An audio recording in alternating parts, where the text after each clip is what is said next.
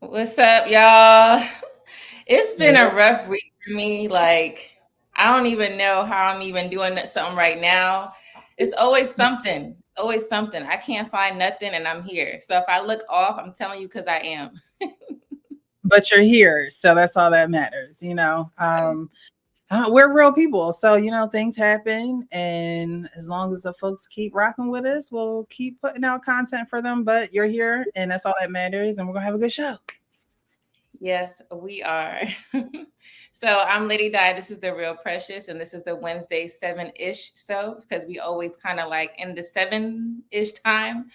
It's kind of hard to pick a solid time due to at least my schedule.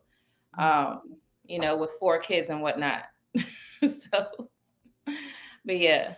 Seven-ish. No, this is gonna be a good show. Actually, one of the viewers, World Class, I don't know if he's in the chat tonight, but he had mentioned um risk assessment, women in risk assessment, how we pretty much don't have any. So I thought that would be a great show. We did the men's show. We did a show about men, 2 weeks ago? And so I thought that this would be a good show to have, just to balance it out, and to actually speak to the woman, because although we advocate for Black men, we are in a position where we can speak to younger women, and we can speak to just women in general, because not a lot of women see the ratchet. I mean, you go on social media, all you see is twerking right now, Oh my and God. that's Yes. part of the risk assessment, right? Because you online shaking your behind, and that's all we see when we scroll up and down our timelines right now with this challenge that they have going on. But a lot of women will just join the challenge, right? They won't think about it. They won't think about their decisions. They won't, analyze the what's going on. So we just want to dive into that tonight. We're going to dive into a little bit of that tonight. We are. And I didn't know it was a trend because every time I pull up Instagram, it's nothing but ass.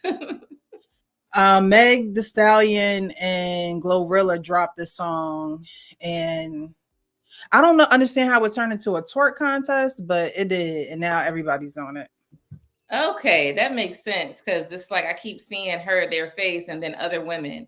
Mm-hmm. But that's the thing, risk assessment, right?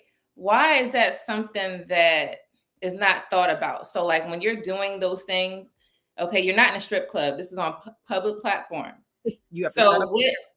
right, what is the outcome though? So you're shaking your ass, and then some of these women have men right next to them, like their man, their boyfriend, their husband. I see. So Mm-hmm. it's just weird. What is the outcome for it? What is the purpose? What is it doing for the community? Like if you having fun in your own right behind closed doors, or if you're at the club or something, is one thing, but you are recording it. That's what I'm saying. Why are you recording it and posting it? Now everybody, people that you don't even know, could see it. So that's the part I don't get. Why?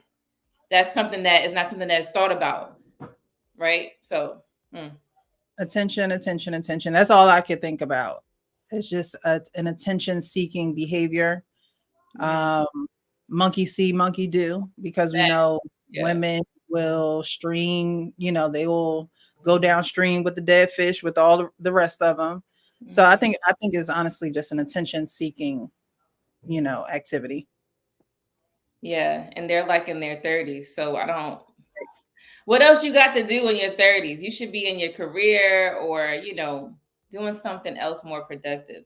Leave that for the 20-year-olds and not even, but at least that's something that you grow and you learn not to be, right? You grow and you learn. But then when I see older women doing it, it's not helping.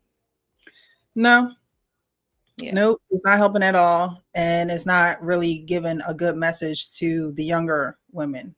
I saw a post of mothers and daughters, no fathers in the pictures, but mothers and daughters, and they're dressed alike. And the mom got on a tube top with a short mini skirt, and the little girl that's no older than like 5 or 6 has on the same thing. Mm, So it's like, at what point are older women gonna get to the point where they have grown out of that, where they have put away the childish things? right. Yeah. And I guess It's not, I would say, at first I was going to say it's a single women thing, but I don't think it's that, because like I said, there were ladies in relationships doing it, and their man is right there. So the seeking attention, I thought normally women would seek attention to get a man, I guess, right? And then now it's like, I got a man, but I still want more men. Exactly. Exactly. And in their head, I don't think they're thinking about it as I want to get more men. Although that could be a thought. That could be a train of thought for some of them.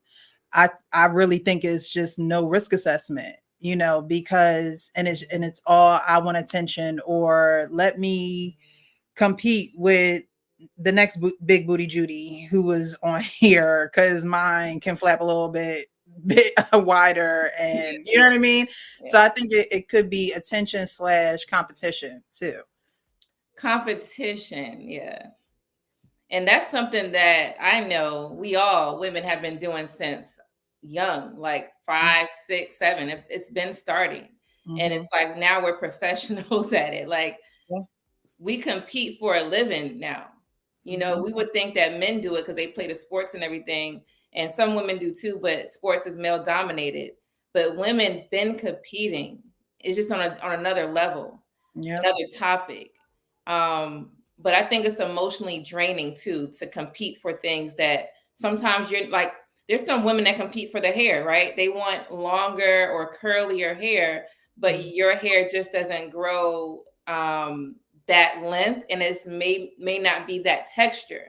Right. That they're competing to get something that you would probably never have, especially the curly part. Your hair, if your hair doesn't grow curly, then you're not going to get it. You have to force the curl, add, curl rods and twist it or whatever. So they're competing for stuff they can't even have too. That's what makes it weird. If you're going to compete, let it be fair. But some of this stuff is not even a fair thing. Some of these girls that's twerking, for example, since we're talking about that, they got butt implants.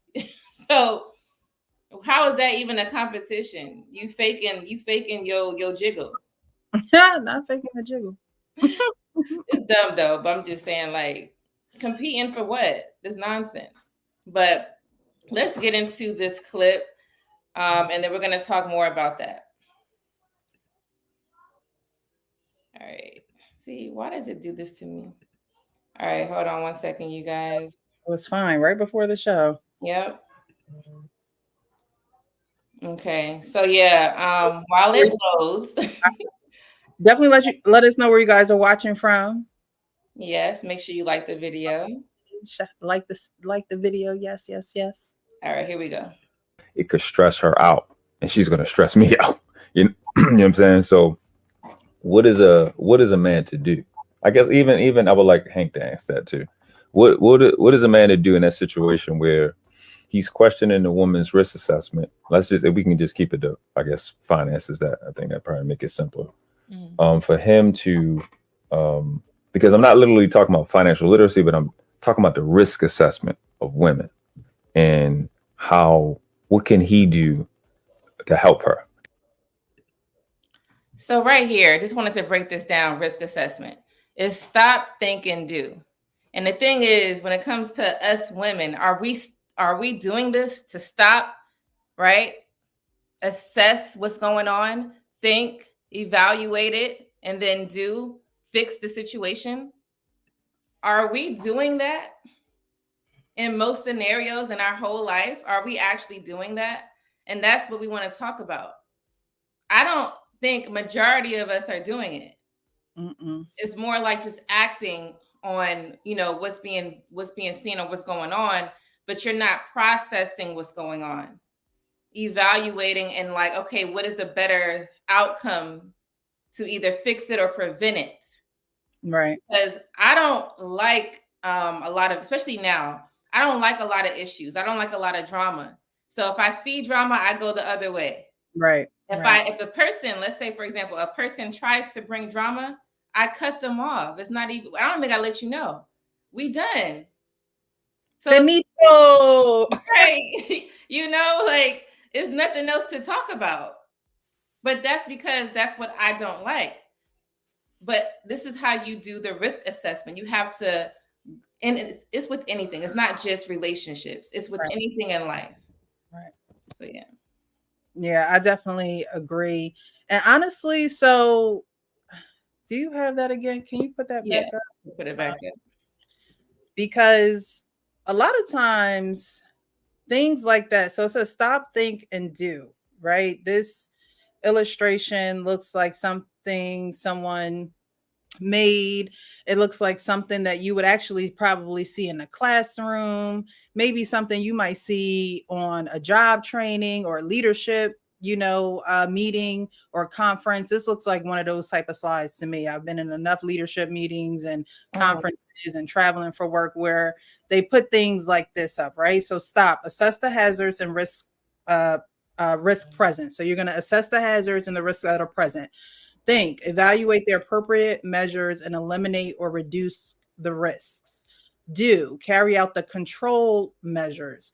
So this is something that it looks like more of a learning tool, right? And a lot of women like to do what they want to do. Oh, I know what I'm doing and I don't need anybody to tell me what to do. But slides like this are important because if you don't know, you don't know. You can't do what you don't know, right? And so things like this, stop, think, and do is something that primarily your parents will teach you. They're the first teachers of this slide, especially a father. Stop, think, and do. Stop to think about stop what you're doing. Think about it. What are the consequences? What are the rewards? What could be a possible outcome? And then do. And it said measured. Women don't like to measure nothing when it comes to decision making. Right.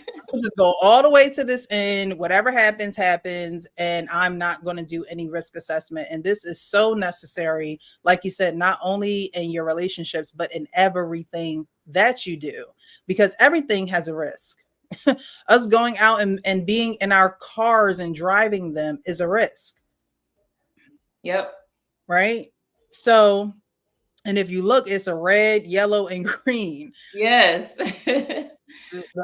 Compare it to the stop sign. When it's red, you have to stop. And a lot of times you can carry this out too when you don't know what to do. Because a lot of times when you don't know what to do, you should stop. I always talk about being still. That was something that my parents instilled in me. Just be still. Just, kind of think about what's going on. Don't just rush in there. Don't just shoot from the hip. Don't just make impulsive decisions.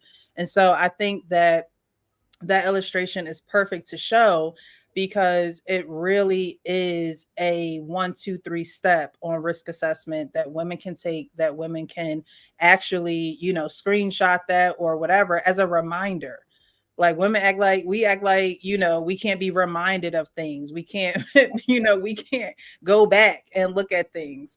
So I think that is perfect, a perfect risk assessment diagram for women, anyone, but tonight we're speaking about women. Definitely a great, diagram and illustration of what risk assessment should look like. That's right. And, I wanted to, find something more simple. But before we get into that, let me say what's up to everyone in the chat. Hey, what's up, Christopher? How are you? We got Misery Loves Company. What's up? What's up? We got Blaze in the building. Peace and abundance. Precious Lady Di. Maz in the chat. Hope all is well this evening. Stopping through for a minute. We got YMC YBF. What's up? How are you doing? And then we got Misery Love Company says, y'all teaching today. That's the point. We could talk, but we want to make sure we're showing an illustration because some people learn better that way. Yes. Hey, girl, what's up? Hey, Teresa. How you doing? So, the stop, think, and do is simple because there were so many variations of risk assessment, but what can everybody understand? Even kids can understand, like stop, drop, and roll, right? Stop, think, and do. It's simple because even when I read it, I was like, damn, do I do that? Stop, think, because that's the thing.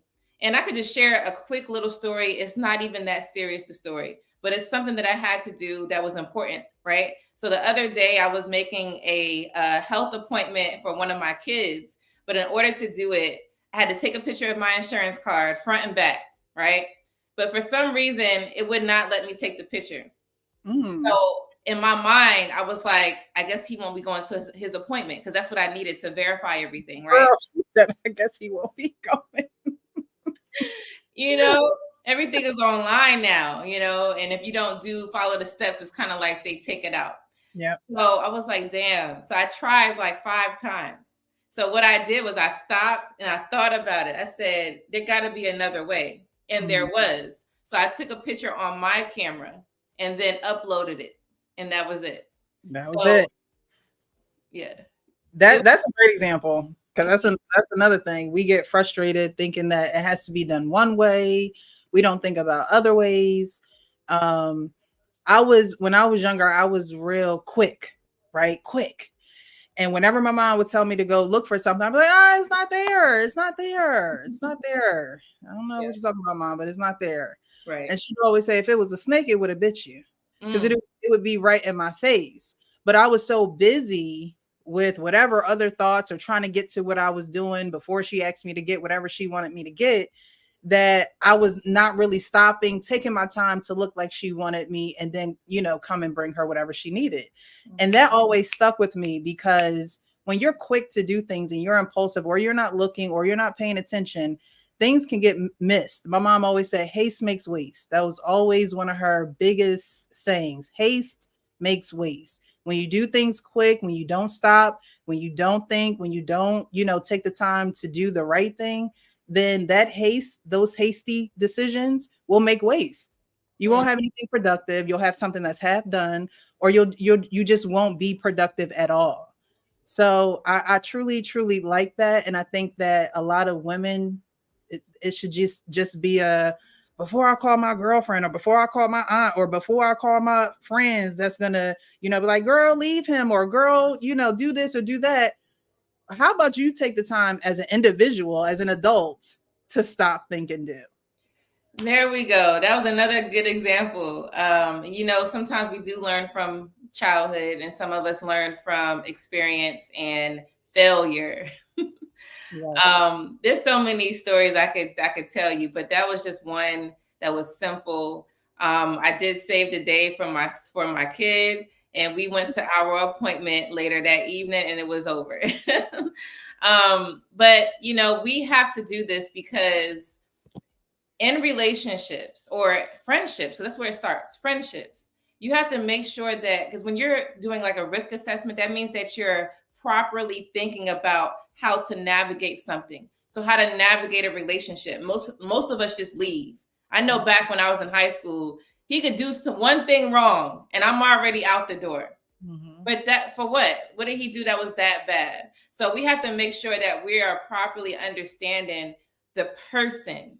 So you can look at the person as the risk, because I think people are a risk, to be honest with you. Oh yeah. Okay, so that alone, because you could just get with anybody and it could destroy your life, but you don't want to get with anybody. So you have to use that analogy and think about is stop first, look at this person, evaluate them.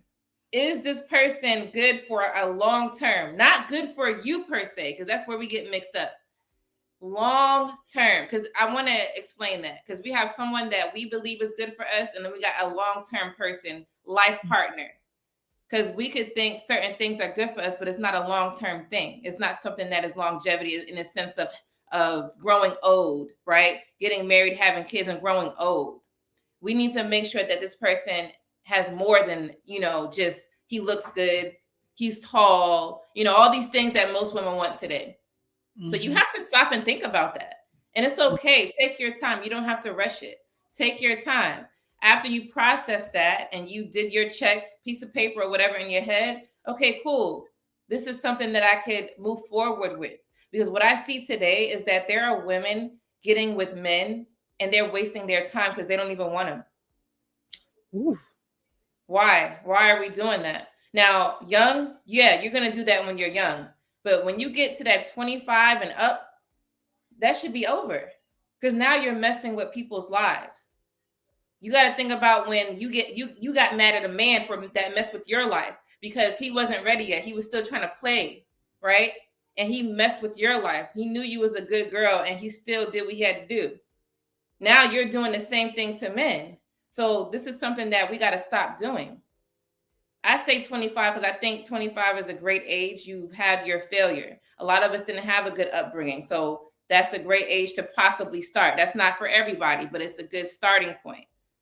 25, you're like, or was it 26? You're like completely legal now, right? You're off your parents' insurance. You could rent a car. Like you up there. 30 is up there, but 25, 26. Yeah. Get it together. Now you mentioned women analyzing and being able to decide if someone is good for them long term. Yeah. So break that down a little bit for the women who are like, well, how do I know if he's good long term or not? Like what should I consider to be a long term characteristic that I should look for in a man? So I always look at like jobs, like how is this person good with his jobs? Like work ethics is what it is. Work ethics show loyalty, right? It shows that you have a skill in something, you are able to execute that. But then you're respectful, because you can't go to your job disrespectful, right? You have a purpose, because in order for you to be working, there's a reason why, right? Which means that you're thinking about your future too. You're not just working at any job. These type of things, you want to make sure that the person is able to hold a job long. How many of us or how many people have you seen go from job to job? They're not consistent. Consistent is another thing in the work ethics field, right? You have to make sure that you are consistent. Now, there are times where we don't like our job, right? And you want to find a better one. That's different. But if you're going from every 3 months, every 4 months, every 6 months, getting a new job, how do you think he's going to treat you in a relationship? Either he's going to have you and 3 other women, or he's going to have you, but he's not really focused on you like that. He's focused on other stuff. He doesn't put you this is somebody I feel important. Consistency with anybody shows that they're taking what that is and they're looking at it as something important, something that they want to do, right? That's what makes it consistent, because they really want it. So if you are looking at him, ask him about his jobs. Well, how long have you worked there? Where do you work? Talk about it. It may be a boring ass conversation, but it's needed. When you are on a date, you need to know these things. So I like to look at consistency, because that's what makes a relationship long term. They are consistent with you. That's one main thing. The other main thing for long term is you got to make sure this person is marriage minded, because there are a lot of people who are relationship, right? They want a relationship, but they are very scared to commit. So you have to ask them about their past relationships. If you get with a person and they be like, oh, I've never had a relationship, and they're, like 25, 30, you got to ask them why. Because if they say, oh, I was scared, then they're going to be scared to commit to you. Then you're going to be in a 7-year relationship and then a 7-year engagement. So you got to look at all. It gets deeper. I'm going to stop at those 2 because it gets a lot deeper. But these are the type of things that you need to look for in a man. And you don't have to interrogate them. You could just have a simple conversation and space it out. Yeah.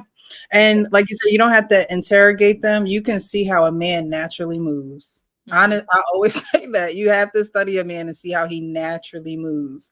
Family is another one. What is his relationship like with his family? Does he talk highly of his family, or does he not really give a damn about his family? That's a big one.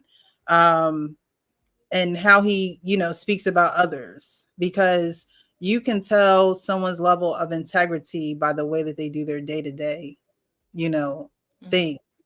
And if they can't hold a positive conversation about something, then that tells you about their disposition about a lot of things. You can tell when somebody is pessimistic versus optimistic. So that's a huge one too. Because you don't want someone that's going to be negative all the time or find the worst in every situation, or that's huge, because you would think, oh well, I can be the sun ray and the sunshine of your life, and it's like, no, they're gonna pull you down with that gray cloud. So that's another one to really look out for, because people won't show you those things, or they won't answer that question directly to you. That's something that you have to indirectly see in this person. And take your notes, child. Take your notes. Take the notes. You got to. And keep it in your mind for next time. You do. And like another thing is too, you want to make sure that this person is caring. Now that sounds very basic, like, oh yeah, you gotta be caring. Very juvenile, but it's huge. But this is what I mean, though. I'm gonna take it a step further. He's not just caring to you, right? Because women like, oh, he does everything for me. Okay, but what does he do for others? If you can't find a man that does things for others, you don't need to be with him. That's not the one. Yep. Because what's gonna happen? Let's say, and I'm gonna talk about the worst case scenario. Let's say you guys split up. You left him, he whatever. You think he's gonna be nice to you at the end of it? No. You think he's gonna be nice to you a year later when y'all not together? Remember, he wasn't caring to others outside of his relationship. He was only caring to the person he was with. So when you get out of the relationship with him, he's gonna look at you like a piece of dirt. Yep. You got to get someone that cares about everybody. Like when y'all walk outside, if a lady drops her purse or drops something, like she needs help, you want your man to be able to help her. That sounds crazy. Some women like, oh, nah, I don't want him touching no other women or whatever. No. You want him to go over there and help this lady. She dropped her grocery bags. And I could talk about old, elder or a man. I want to talk about right. Another lady, because that's what get under someone's skin. You want him to go over there and help her pick up her bags. Nice, generous. Here you go, right? Without you being jealous. That's longevity. That's where the relationship is going to last long, because it's not always about you all the time. It's about everybody else, which means that he is a caring person. He has a caring heart. He's not going to leave you for dead. He's going to treat you with the utmost respect, and your kids. This is the type of person that you're looking for. It's not about jealousy because he with you. He just helping somebody. Right. That's that risk assessment, child. They not stopping, thinking, and then doing. They just don't help her. Don't do this for her. Why you say that to her? I always tell my friend that there's a verse in the Bible that says you don't want to be with a tightwad. And a lot of people will, think, oh, well, you just talking about the money. And I think it's more than just money. Is he generous and caring, like you said, with other people? How do you speak about other people? It's funny. I always say people don't realize how they tell on themselves. But if you're with a man and the way that he speaks about other people that he needs or doesn't need is in a negative way, then this person isn't generous in how he cares for other people. He's a tightwad. If this person, like you said, does not help someone when they see that they have fallen, or that a bag of groceries have fallen, or they have dropped a pin or whatever, he's a tightwad. He's selfish. Right. Tightwad literally means someone who is selfish and only thinks about themselves. So, like I said, it's not about the amount of money or if he splurges on you. No, you want to see what he generously gives, because I always say you can't tell a man how to spend his money. But is he caring to others? Is he kind to others? Does he pour out love for other people? Right. And doesn't necessarily or doesn't require anything in return. That's it. That was the cherry on top. I think I missed that part. You want to make sure that he's not just helping. Like, okay, a man can help a lady with her groceries because he want her number, right? You don't know, but that's what he's doing. No, he don't want nothing from her. He was just there to be her support at the moment because she was someone that needed help. Just like if you were on the side of the road right? You want if you don't have your stuff in order, you want somebody to stop and help you. Imagine if everybody just kept driving past and you really needed someone. That's a common thing of 2024. I always say good help is hard to find because folks don't care no more. They truly do not care anymore. Yeah, that's another thing. What's up, Darnell? Hey, Darnell. Okay, yep. Misery Loves Company says patience is key.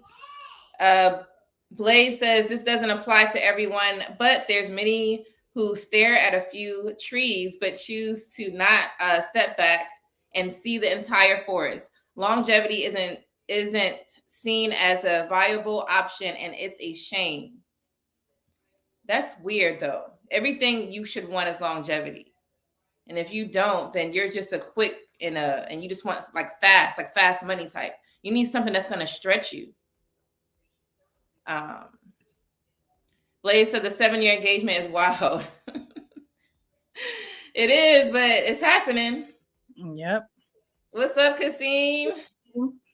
How you doing? Great insight and great advice.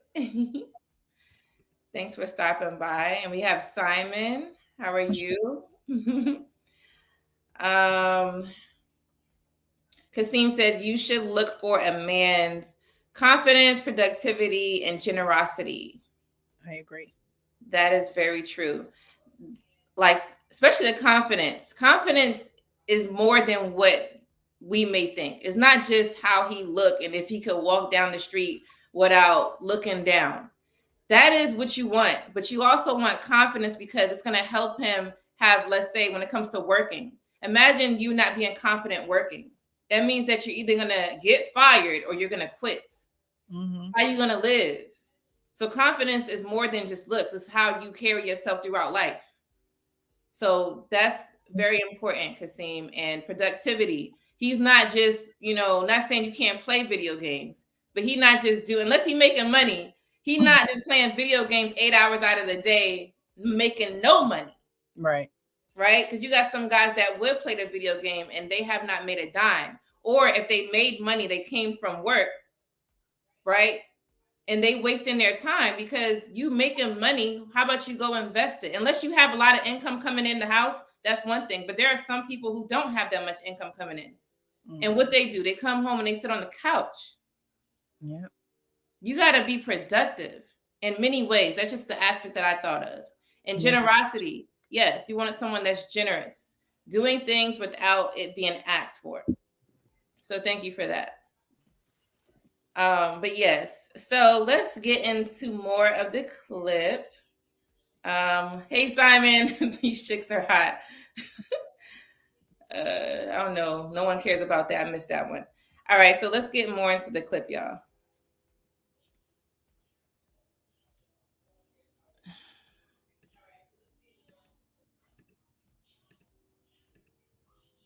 Okay, so hold on, y'all. This is what I'm saying. This is what I'm saying. When it's just when I have my Saturday shows with James, I tell James to talk. It'll come back up.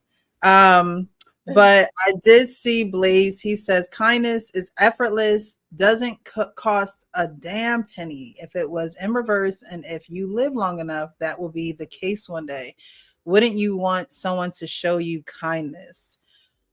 Whew, man, people are so on the fence nowadays that kindness is not the first thing that they go to. And it's sad. It's sad because honestly, a lot of people have issues that they project out, but they don't tell you exactly what their issues are.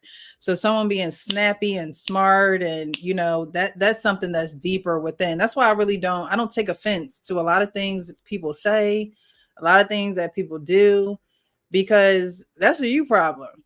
Right. But I'm gonna be kind. I'm gonna be nice to you because you may not have no one that's like you, like that to you all day. And it could be just something that you just need.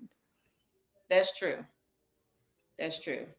All right, so I got the clip up. Recognize that people's version of God can be completely different from someone else's, right? Yeah, I realize that. You know, people have died in the name of their religion, right? Yep. Okay, great. I'm just trying to pick up the pieces where you think because your presence is there, that means that she changed her whole belief system for you. If it's my wife, yes. And it's our children, they're going to believe in what I teach them. You're saying if this is my wife, like almost like a property thing, like a territory thing. Yes, that's why she got my last name. She's my wife. She's a property so she's name. your property. Got it. Yeah. So that would explain why your line of thought process is kind of dehumanizing her and not recognizing the fact that it's not dehumanizing. Excuse me, I'm actually not done, sir. Please hold your horses. Thank you. I cannot stand when men like try to like throw their weight around, like women don't have feelings, like we don't have our own belief systems, like we don't have our own identity. Like it's like that. The way that you are talking is the reason why your belief system come from a man. The way that you're talking is the reason why so many women get in these relationships and lose their whole identity.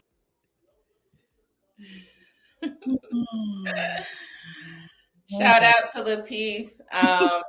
That was Darwin McPherson, right? AKA Bruiser, and that was Andrea. So yeah, that video was interesting. I wanted to speak about this video because Bruiser was absolutely right.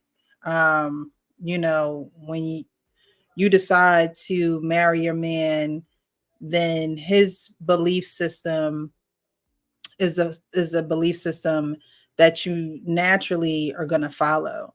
I wanted to talk about it because a lot of men and women, but women, they go into a marriage thinking they can do the same exact, like their life is not going to change from when they were single, right? And we're talking about risk assessment here. So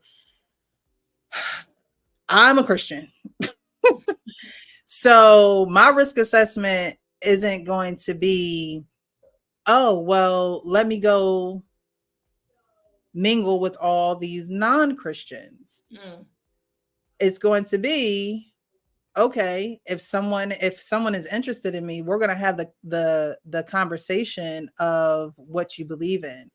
I personally wouldn't enter a union with someone who was Muslim or was of another religion because I know that I wouldn't want to take that religion on. But there are women who will not have this conversation and then get into the relationship and say, oh, well, I can't handle this, or I don't want to be this religion, or I want to do something else. And the risk assessment is stop and really ask yourself if this is something that you could see yourself doing for the rest of y'all life. Because a lot of times you do have people in relationships who may be Christian, Muslim, or mixed faith, and they're okay with that. They're okay with that.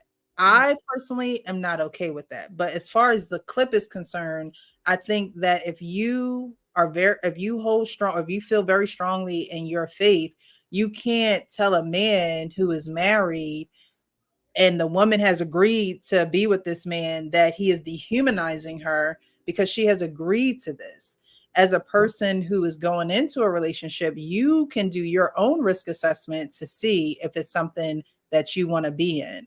But I don't think anything that Bruiser or Darwin said was dehumanizing a woman, making a woman feel like she's less than human, or she also talked about losing identity. If you're losing your identity in a union, half of it's good, half of it's not.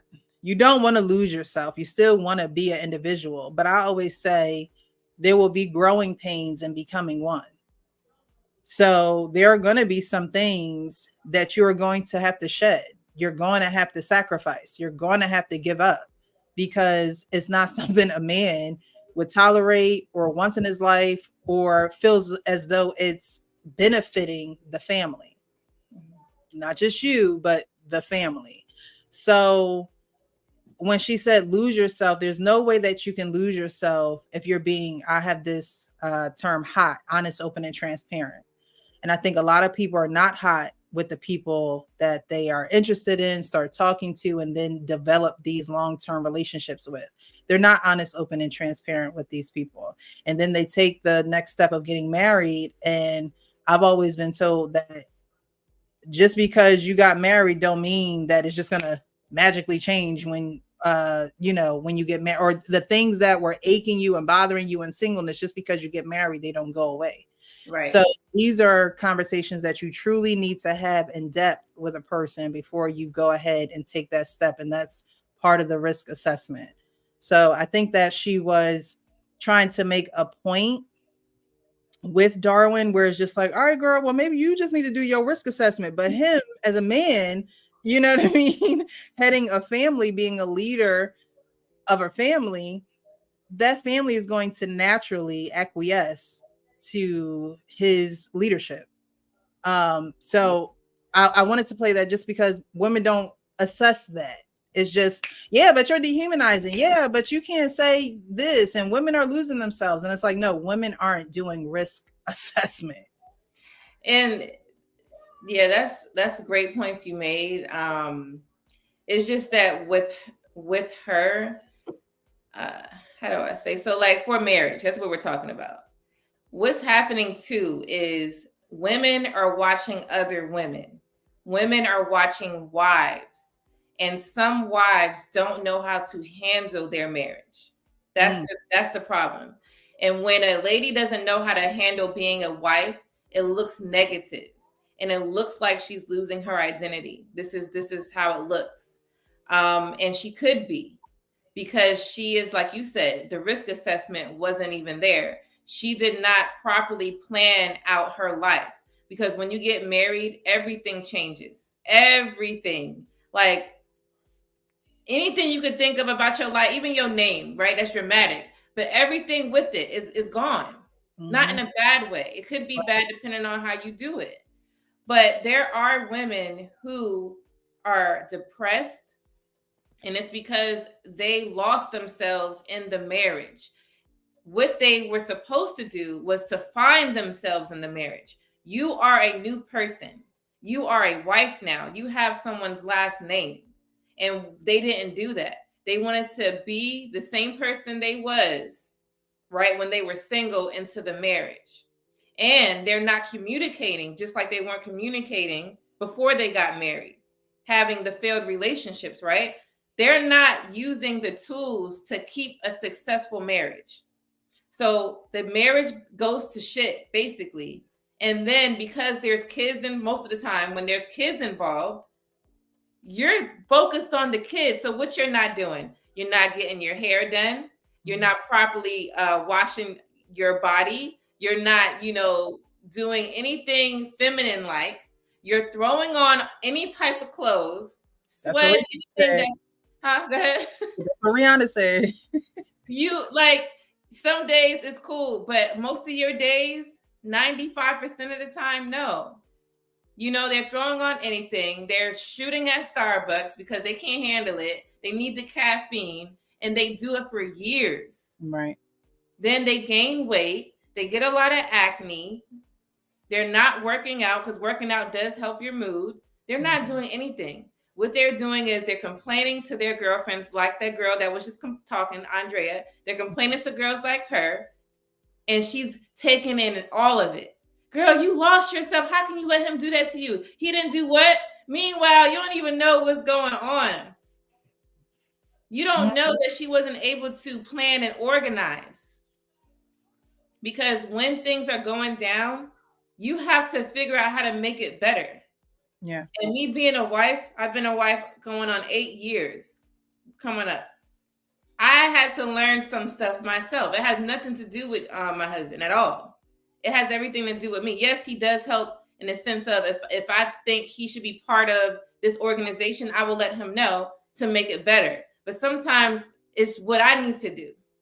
So I figure out what needs to happen to make the situation better, because I'm not going to walk around here moody. I'm not doing it. Because if I walk around moody, I'm pissed off at everybody. And I don't like that. I'm yelling at everybody because you just looked at me.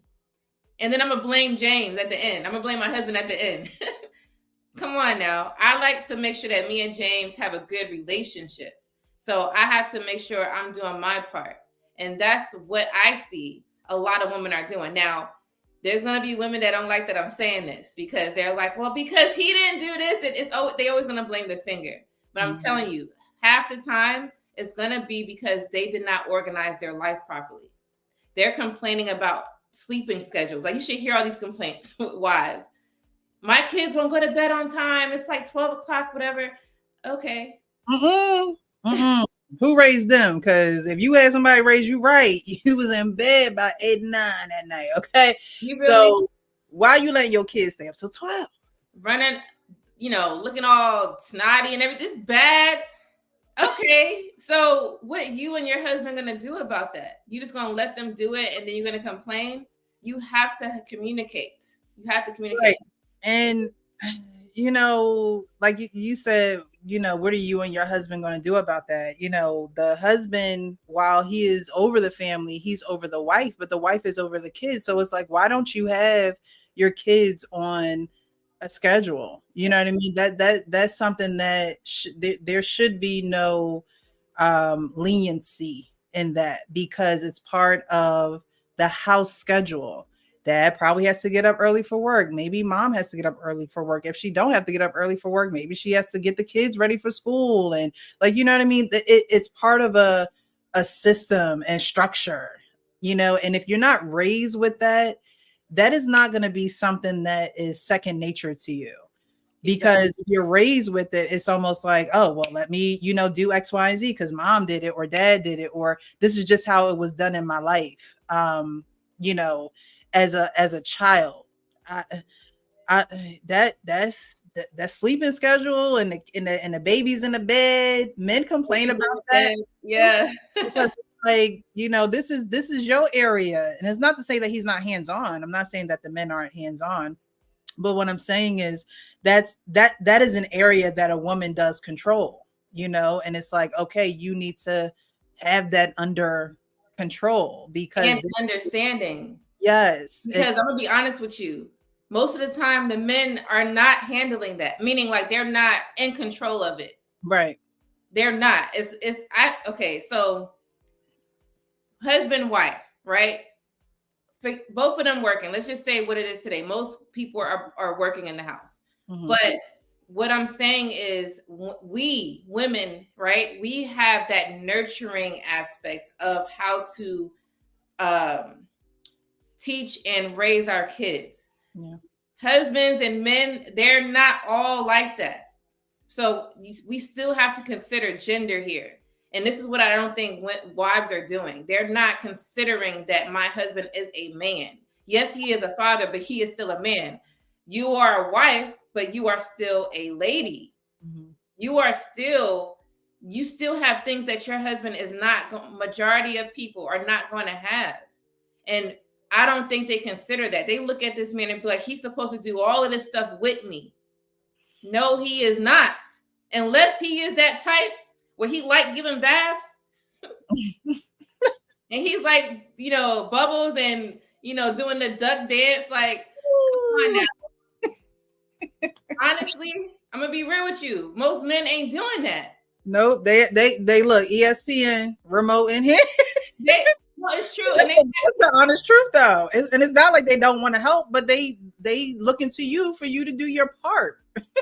And this is what is, and I'm not saying that the men don't help. I'm just saying they're not as hands-on as you would think they are, because they are in the house as the dad and the husband. They are still a man at the end of the day, and you are still a woman. So you have to understand the difference. You have to, what I'm saying is, this is what a lot of wives are not doing. You have to want to give your child a bath because their ass is dirty and they need to wash up all the germs from daycare, school, and everything. You have to want to do that. You shouldn't want to do it because you want help. Not saying he can't help, but you shouldn't be always thinking that he's going to help you every day. Like, that shouldn't be something that you think you're splitting unless he is like offering it. You are still that nurturing aspect, because at the end of the day, he's not going to do it like you're going to do it. He gonna wash them, but he might not slather the lotion on them properly. Like, you know what I'm saying? We're gonna look at all the details. Okay, we are particular like that. They're gonna do it, but it might not be exactly how it should be done. Mm-hmm. Then you're gonna get mad at that. Why you didn't do this? Why? It's always gonna be something that you're gonna be pissed off at. And that goes for the women who are like, oh, well, you know, I'm married, but I'm a single mom. And it's like, no, you just didn't really put any thought into what your role would be when you got into the relationship. Because if you're a mother, be a mother. Be a mother. Thank you. Be a fucking mom. Right. You know what dads do? And this is what I'm trying to get at. You get what I'm saying, Precious. Like, dads are the ones who are doing like that adventurous, you know, risky stuff. I'm not doing that with them. Right. Okay. And that's what dads are for. They're there to be that strict discipline, because we're going to say yes, they're going to say no. We're going to hug them, they're going to throw them. Like, I was going to say, the dad's the ones throwing them in the pool while you are at home making the lunch, and you don't know that they almost drowned. You feel me? No, they good. They good. They went in. But you gotta let it flow like that. Like, don't be mad at it. This is just what it is. And guess what? Those kids need it. Because if it was just you can't do what those men are doing. Yeah. So we have to understand what it is supposed to be. You are supposed to be the delicate, nurturing one. He is supposed to be the adventurous and the risky one. And both of those together it can help make a productive child. Now, all of this doesn't happen in most households. But if you have the household, appreciate the household. They don't appreciate how it is and how it is supposed to be. And this is why these women are complaining, because they don't understand. And people like, in the video that we played earlier, Andrea, she's listening to other women complain, and she has no idea at all. And then they blame they're losing themselves. No, they are not. Now, for me, I would say that I never lost myself at all. What I had to do, I had to reevaluate some things, because there are some things that I couldn't do coming in to this relationship into marriage. I put aside because I wanted to, and I found new things to do. But I wouldn't say that's losing myself. I just can't do certain, like, imagine if, I'm going to talk about the extreme. Imagine if you was a stripper and you got married. I'm just being real. Do you think you might go to the strip club and still pop it and drop it? Would that be something smart? No. No, but he shouldn't be marrying her, because eventually she probably gonna want to go back. As soon as he tell her no, I'm gonna go back to this club and shake my ass because you ain't doing what I need to do. Don't get with her, y'all. Don't get with her. I just want to. Don't get with Candy. Don't do it. Candy with a K. Don't get with her. But I wanted to talk about the extreme. Like, certain things you just can't transfer over. Right. It don't have to be as negative as that. It's just certain stuff just doesn't go together. Yeah. Okay. You might have to do it later. But what you do is you find new things and you focus on your kids. You focus on your husband. But something could be, and I'm gonna put this out here because women do it, and y'all know y'all do it. So don't even try to act like y'all don't do it. One thing could be going to Starbucks or Dunkin' Donuts every single morning. A man would be like, go and get a coffee maker. Go and get, because I would even say that we're not spending $5 on a coffee drink every morning. Like, that could be one of the things that you would have to stop doing. Mm-hmm. Like, you know what I mean? That would be something where it's just like, it's unnecessary. Get True. What you need. We could do this at home. I can make the drink for you in the morning if you like, but don't waste money if you don't have to. So that's like one of those things that I know there are some people, they cannot go a morning without going to Dunkin' Donuts. They will be late to work, child. They will be late to wherever they're going because they got to go to Dunkin' Donuts and Starbucks in the morning. True. It's like, no, you need a coffee maker, and you probably need to set maybe the timer on that coffee maker. Right. Do it the night before. But that's how you organize and risk assess as well, because there are women who will be like, oh no, you can't tell me I can't get my drink in the morning. And it's like, It's not just your money now, it's our money. Like, you know what I mean? They think it's their money. They think Right. it's his and hers. Exactly. So that's one thing where it's just like cut down on it before you get with the man, so you don't have these expectations or these false expectations when you get into the relationship. Now, some men might not have an issue with it, but I'm just saying, just a little thing that might affect, you know, something that a woman does that she may not be able to do anymore when she gets into a marriage. That's true. Those $5 every morning add up. It's like it's kind of like the take a gas in the car after you done did all that. That's for the week, right? It's kind of like getting addicted to buying something. So like buying Dunkin' Donuts coffee or a donut is different from making it at home.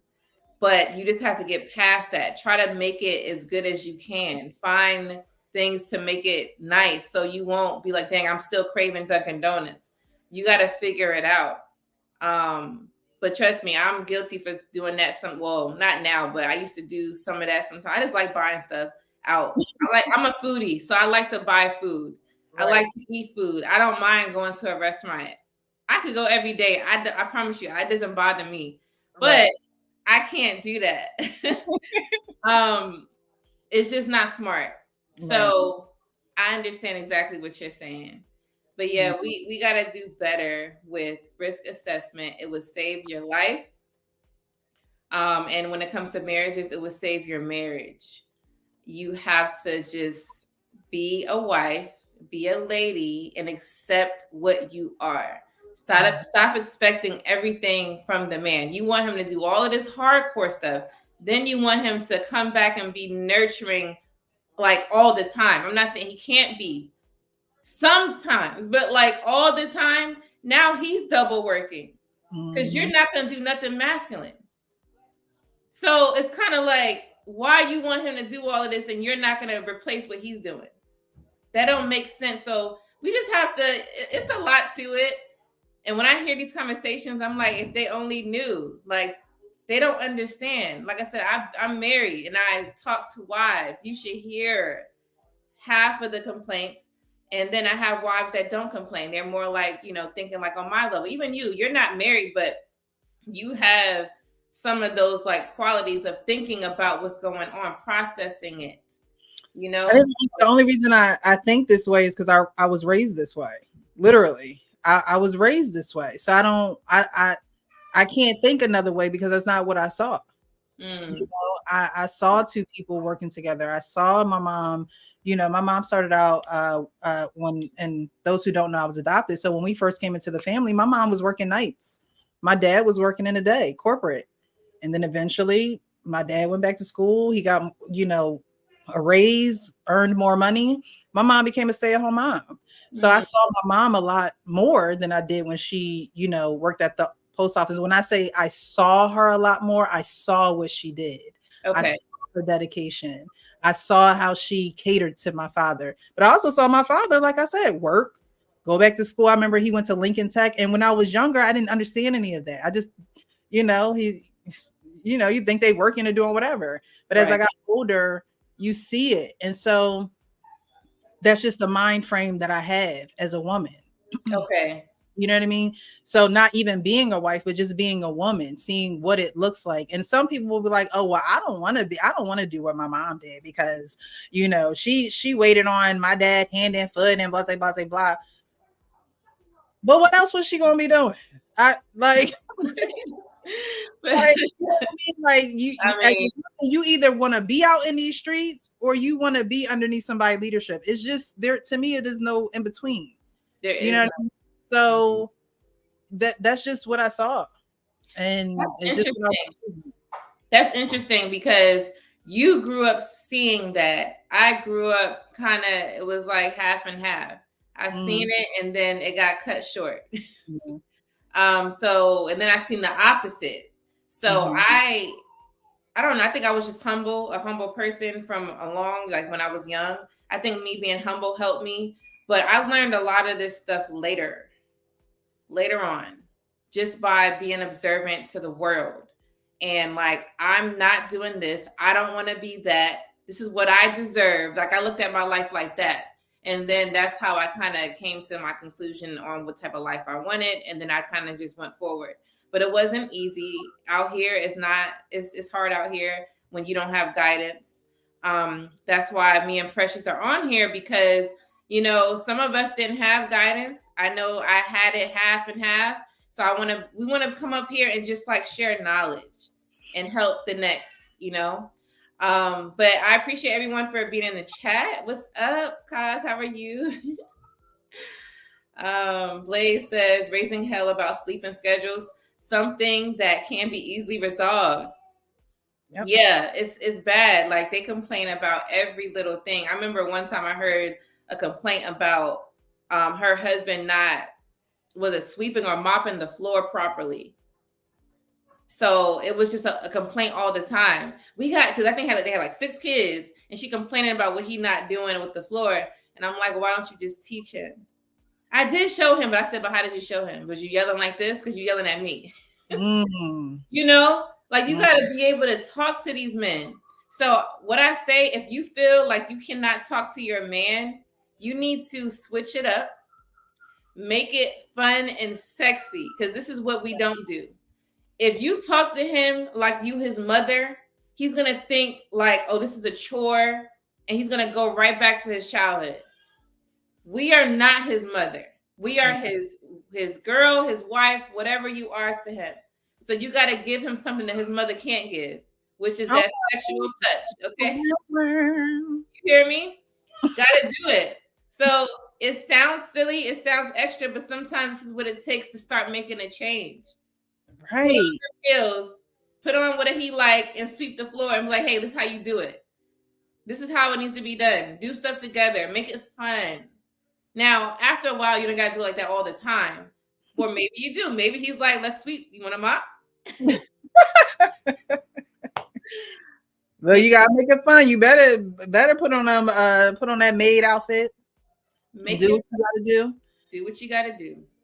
That's where the femininity kicks in the most. Yes. You know? When you have that frustration and it's like, okay, how do I get through to him? And you have to know what motivates a man too, and especially your man, the person that you're with. What motivates him? What demotivates him? You know, because most men will say, you know, like you said, Lady Dot, don't talk to me like I'm a child. You're not my mom, you know.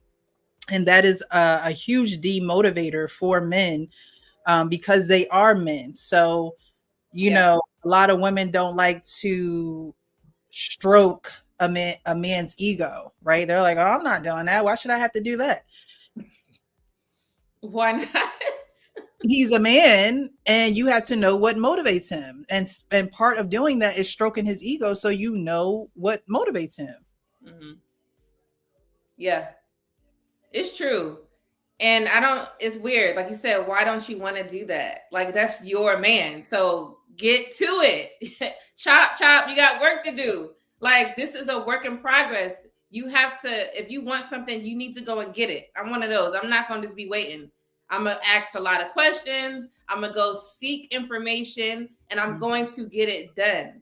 I don't stop until I get what I want. That's just my personality. If it takes me a year, then we're going to be here for a year. Yeah. But you cannot be insulting. You cannot be belittling, because a lot of women do that belittling thing. You cannot be extra emotional. And that looks like you're being very hype, like you're very tense when you talk. Mm-hmm. Just talk regular, like you would do at a job. Like you won't be yelling and twisting your neck at your boss. I'm telling you, you're not, because you're going to get fired. That's just how it's going to go. So I use the boss thing because it's just, I'm trying to show you respect, what respect look like. Because it seems like some women don't know how to respect men. They think, oh, he doesn't understand me, disrespect him. I'm like, no. that's like go to. But we're going to talk about that too in the one video that we have. Oh, right. That's right. I'm jumping. About the topic tonight, because one extreme to the other. Exactly. We got Quincy. Hey, what's up? Hey, Q. Y'all like the only two sisters that understand us. We try. We be trying. Look, it's not all the way, but we try. Trying. Yeah. What else we got? Die cussing is wild. And I'm not gonna stop. I don't really care. I mean, it's not ladylike, right? Look, Precious, you don't curse. You don't curse. No, I try not to. There are times where I do, but I try not to. That's good. Yeah, it's just but sometimes I do. Sometimes I do. Yeah, heated conversation or a heated topic, debate. Y'all haven't seen it, but it'll come out. You say y'all haven't seen it. It'll come out sometimes. Yeah, you know, I curse because it doesn't matter. I have a lot of kids, and sometimes they like get to my head, and I'm like, you know. But like I said, it doesn't matter to me personally. I try not to do it as much though. I don't drink coffee, so I'm good. I don't drink coffee either, honestly. Hey, what's up? How are you? Minalik. He says, Lady Di is making me so hungry. I feel like eating teriyaki turkey. A teriyaki turkey? A whole teriyaki turkey? We appreciate you both. Thank you so much. Yeah. We have Joe. Joe, how do you say this? Jolene. Jolene. So, no, I'm just kidding. Jolene, I guess. Jolene. Hi, thanks for being here. It says, I appreciate y'all. I only listen to about 5 women, and you guys are 2 of them. Okay. I made the number. Amen. Thank you. On your hand. Marcus Evans, what's up? I did not say hi, but I did see you and I acknowledge you. I appreciate you for always stopping by and showing support. Marcus says, we like our ego strokes here and there. Yeah. I saw a video of a woman going around. I don't know if she was in a supermarket or wherever she went. She just was like, excuse me, sir, I just want to say something to you. You are too handsome to not be smiling. And every man, when you just saw the frown flip upside down, it was just an instant. I was like, oh, she done gave the 1-2 on how to shoot your shot, because it didn't take much to just smile, just cheese. Smile. You saw all their teeth. Okay. So, but men don't get that. You see, men going up to women like, oh, you're very beautiful, you're pretty. But you don't see a lot of women saying, oh, you're so handsome, you should smile. And then boom, right on the spot. He don't need right quick. Can you smile? You're so beautiful. What you want me to smile for? Why I gotta smile? I feel like you're forcing me to do something. It's just, that's a good point. Why is it like that? It's just so weird. We gotta stop being so, I don't know if it's guarded or what. Like, chill out, relax. What's up, Trey? Hey, Trey. You coming to stir up some mess in here? You're funny, yo, Trey. You're very funny. How you think about women is hilarious. He's a character. Yes, potty mouth. I'm not that bad. Trey says Precious is an Eagles fan. Of course, she cusses. And you got that right. I am an Eagles fan. Okay. Woo, football season. Can't wait for it to come back around. They starting already. Oh, you like football? Oh yeah. Oh, my brother played football all through high school. He played in college, got a scholarship to play at Monmouth University, and I was in a marching band. So all the games, I was there playing at halftime. But I love watching football. That's good, because I don't. And see, I would be the one that would be making, all the snacks for everybody and the wings and the dip and stuff. Right. Yeah. I'll be right watching the game too. At the same time. That's funny, because I used to dance for the band, and I watched it sometimes, but I barely was watching it. It was just in front of me, and I was looking this way. I would say maybe my freshman and sophomore year, I was like in La La Land. Like I didn't know what was going on. Right. But then I started getting into it, especially because my brother, he was a running back. So it was always, they was always saying his name. And I'm like, all right, well, maybe I should learn this game. Yeah. So I know what's going on. Yeah. And yeah, that makes sense. I learned it later. I didn't watch it because I didn't understand it. Mhm. But when I But we started can get to learn, down. yeah, like when men explain it, I don't get what you're saying, but eventually, it came to me. But then I still was like, I'm interested, but not really. But I do. I don't want to say I don't like it. I do like it. It's just I don't know if I could watch a full game. That's what it is. Really? Ooh, Yeah, girl, you gotta. Do James have a team? Does he have a team? he's a football fan. Like he's a college football fan. Okay. So his team is Alabama. Okay, Alabama. Okay. Yeah, but it's like you gotta at least give it a whole game. A whole game. I gotta do it. Yeah. His team, make sure, because then he could let you know what's going on, and like, no, babe, we're not supposed to be cheering right now. They got the ball. Like, you know what I mean? Like, make sure you on it. You watching the plays. That's the thing. And the funny thing is, when he used to play play football, I decided to volunteer to be a downs marker for the team. Really? So I did that job and I learned, right? I learned, but I still I can never watch a full game. How you doing? I was trying to like it. You see what I'm saying? I was like, let me get involved. All right, I'm gonna do this. I'm gonna do this job. I'm gonna do that. I'm gonna watch. I was trying. See, and the boys, do any of the boys play football at all? Not yet. One of them doesn't really want to, the older one, but the other ones are too young. But yeah, if they start playing, you're gonna be into it because you're gonna be that mom. Like, that's true. Don't sign. Yeah, you're gonna be running down the field with them. Watch, you're gonna get into it. As soon as your kids start playing, that's when you actually snap into, in that mode of, nah, I need to know what's going on. That's true. You made a good point. But I'm trying to be like you eventually. I know James will love me even more with that. If I start loving it. See, I like it, but I don't love it. I can't watch a full game, but I watch some. But I'm trying to get to your level.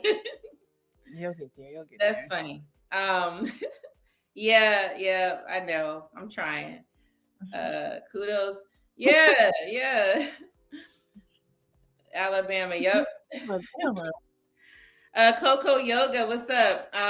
When my son started playing football, I like now and understand somewhat. Yeah. All right, y'all. Let's get back into the clip. Make sure you like the video. Oh wait, see, I gotta start over.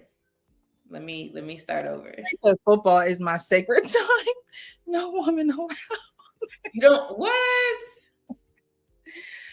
Hey, some men are like that. I know when my dad watches football, my mom don't watch with him. She be watching her black and white movies. I can't believe my mom still be watching black and white movies. I be like, Mom, they make movies in color.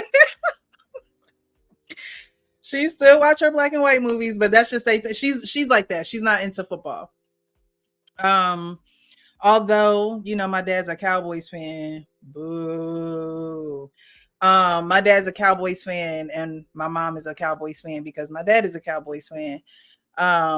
But she's not into football. So, I mean, I could see what Trey is saying. He said no women allowed, but my mom don't even include herself. She just makes sure my dad got what he need on his tray so he can go watch his football in peace.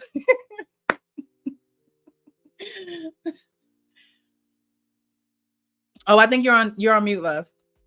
I'm sorry. I said, I guess it depends on the lady. Like some women, they're distracting you. Mm-hmm. Okay, so I used to distract James, but then I stopped because he was so serious. So then I would just sit there and just watch with him. And then I'm quiet, but then he's yelling, and then I'm quiet, and then he's yelling more. And I'm like, yeah. So I guess it depends, but he doesn't mind. It's funny. That's good, though. That's good. World class, we talking about you tonight. This your topic is about what you said about the risk assessment. That's what we're talking about today.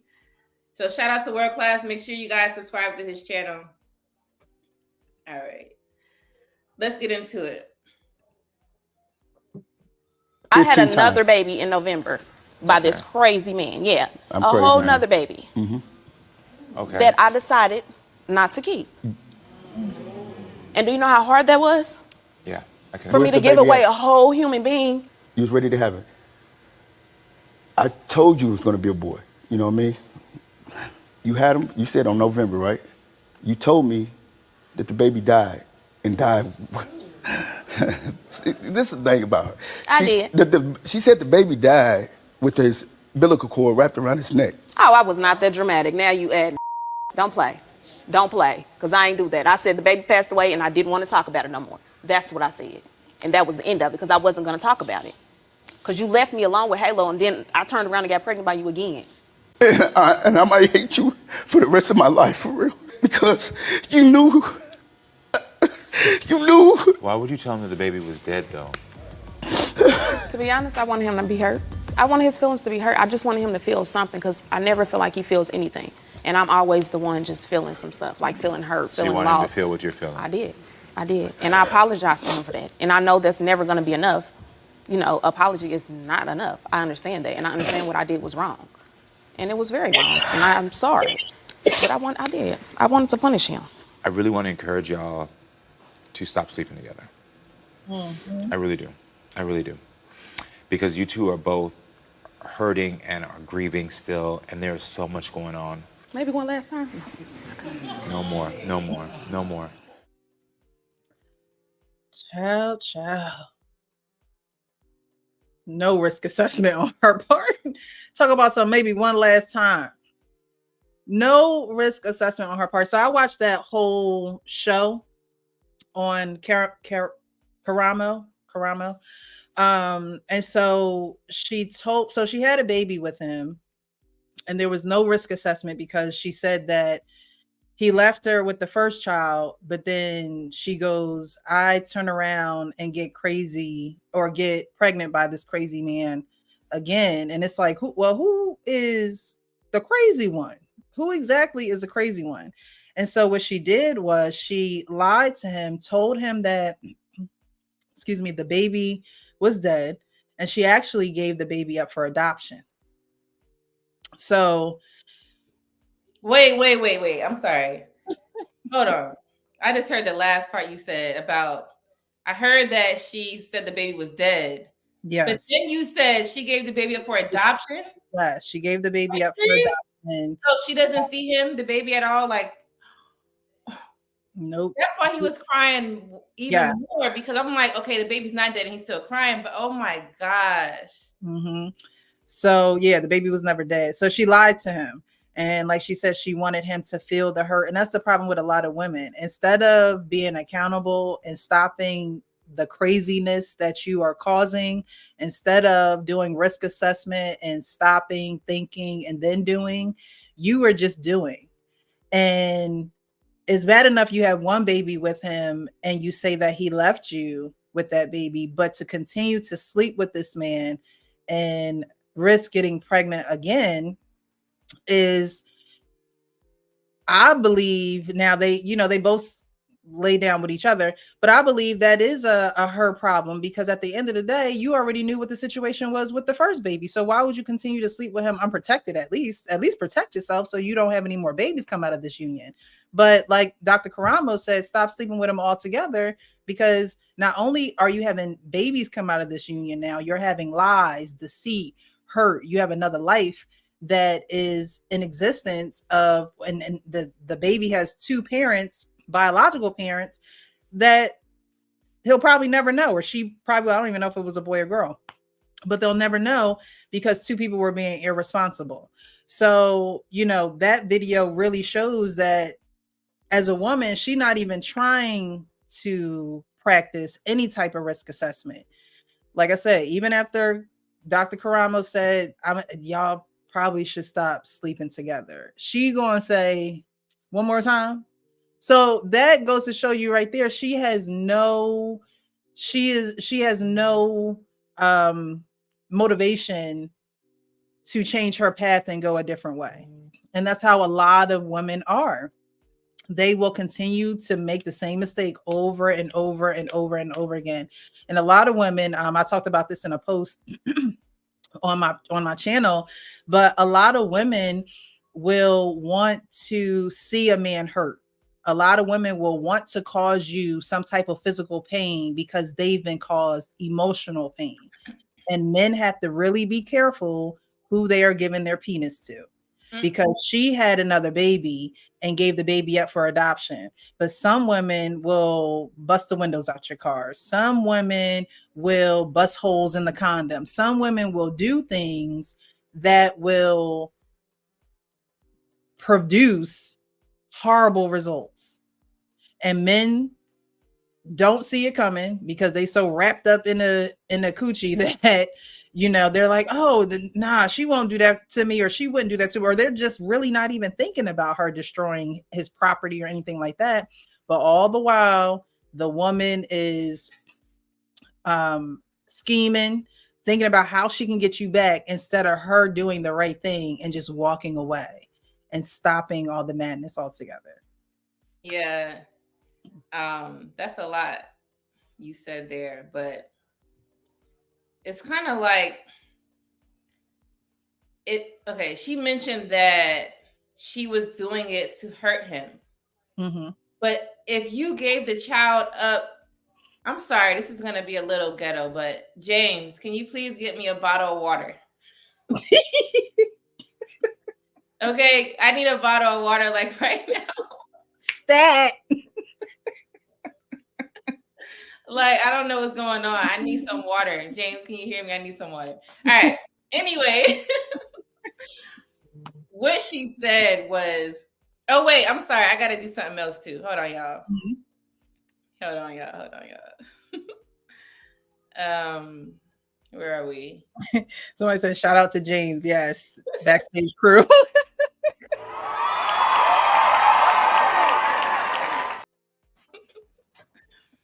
Thank you so much, Just Dario. Wow, this was very generous. Thank you so much for stopping by and supporting with the $50. Appreciate you. Thank you so much. Also, I'm going to check out your channel as well. Even if you don't have a channel, I'm subscribing.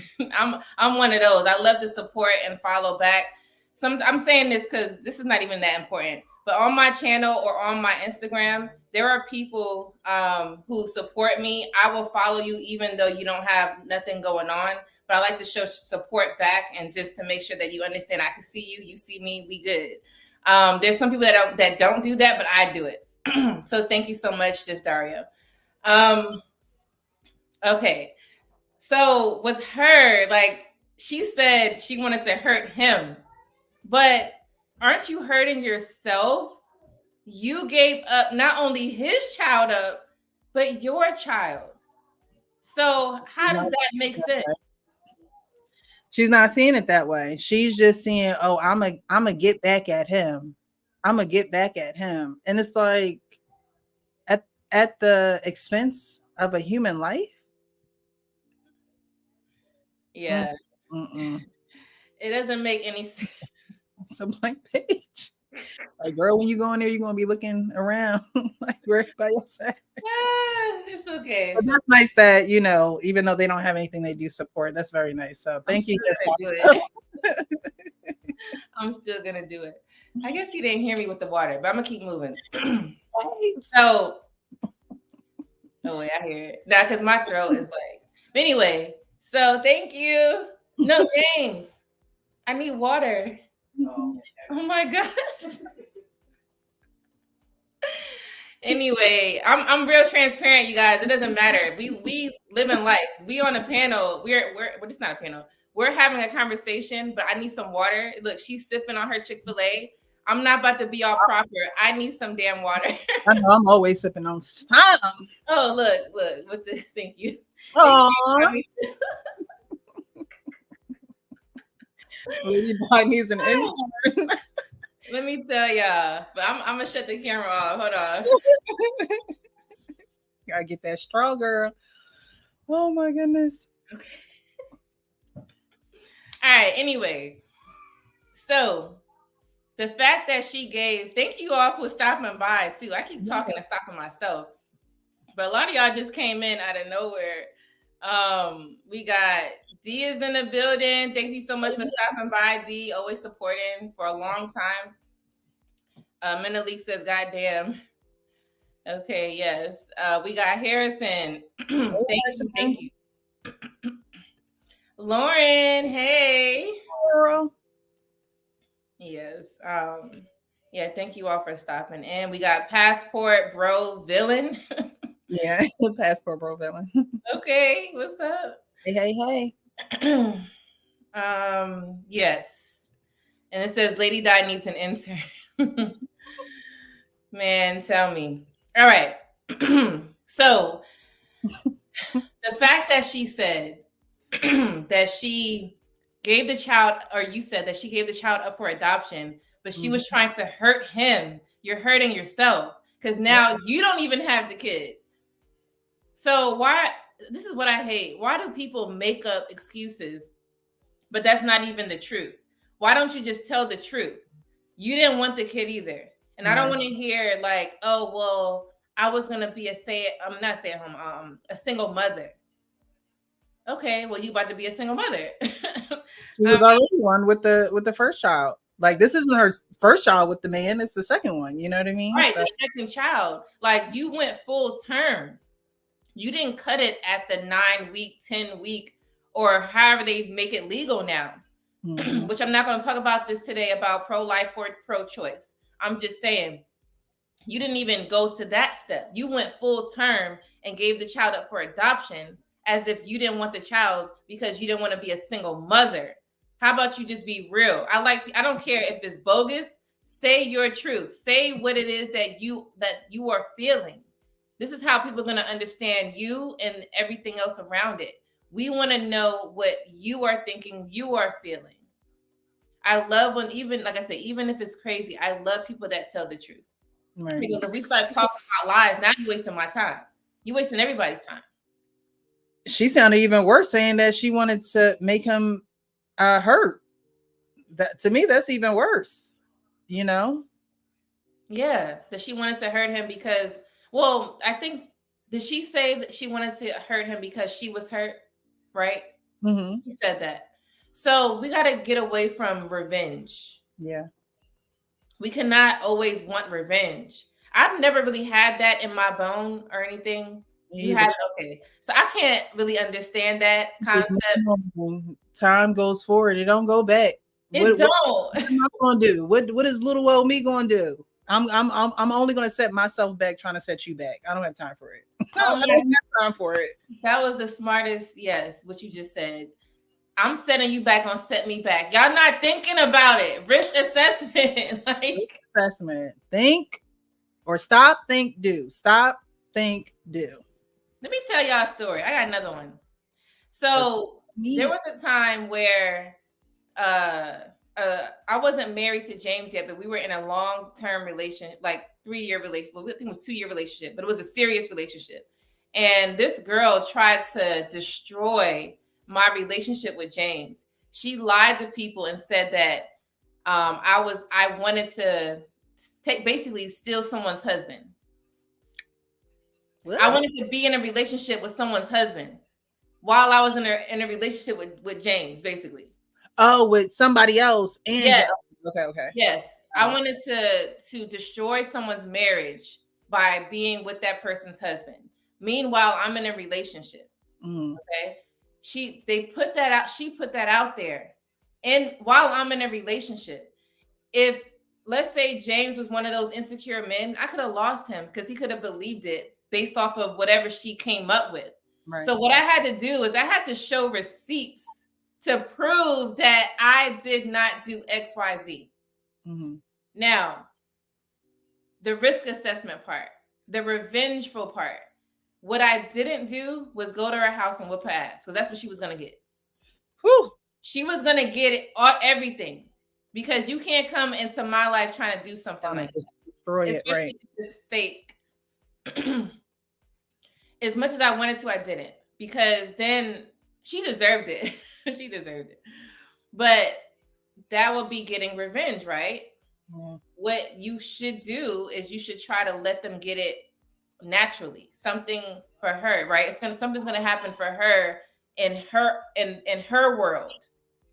Let that happen naturally. You don't have to force revenge or force hurt on somebody. They will hurt one day. The Lord says, "Vengeance is mine," and I believe it. Okay, I believe it. It's true. ain't got to do nada.